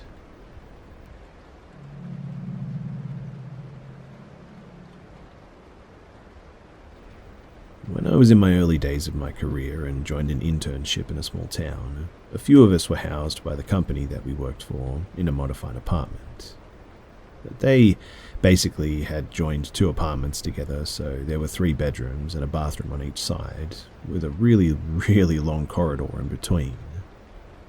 Now, towards the end of the assignment, we had a group presentation, so the bunch of us living on our side, we worked on the presentation together, decided to head very early into the office and practice. As per our plans made the previous evening, me and this girl called Simna woke up first around 4:30, so we could use the 2 bathrooms each and get ready. I didn't mind using the bathroom at the other end of the corridor, so I collected my toiletries and headed that way. Simna was doing the same on our side, and we didn't really talk as it was way too early and others were also sleeping. The 2 bedrooms on the other side were empty, and one was closed. I assumed that they were sleeping. I set my stuff on the counter and realized quickly that I forgot my bath towel, so came out of the bathroom and saw Simna standing in the middle of the darkened corridor with her back to me. I sort of halted immediately because something seemed very off with the way that she was standing. The hair on my arms was raised up and warning bells went off in my head. I must have made some sound though, because this person turned their head around to look at me. It looked exactly like her, but she was smiling broadly at me, like really smirking. I quickly said, "Hey, what's going on?" to her, but at the same time sort of backed up into the bathroom where there was light and hot water to use as a weapon, I suppose. I didn't dare come out, and I started praying. After around 20 to 25 minutes of time had passed, I heard knocking on the bathroom door and my roommate's, not Simna, voice asking me if I was done. I didn't say anything to her. I couldn't understand it myself, but as I walked down the corridor to my room, I saw Simna getting ready in her room. I went to her and was like, "What the heck, dude? You scared me." And she did not know what I was talking about. I did not know this girl very well, but she was not a prankster from what I could tell. Also, it was too early in the morning, and We were too geared up about the presentation for her to do something like that, and to pretend like nothing happened. Till the end of that internship, she maintained that it wasn't her that scared me that morning. To this day, I cannot explain what or who I saw that morning.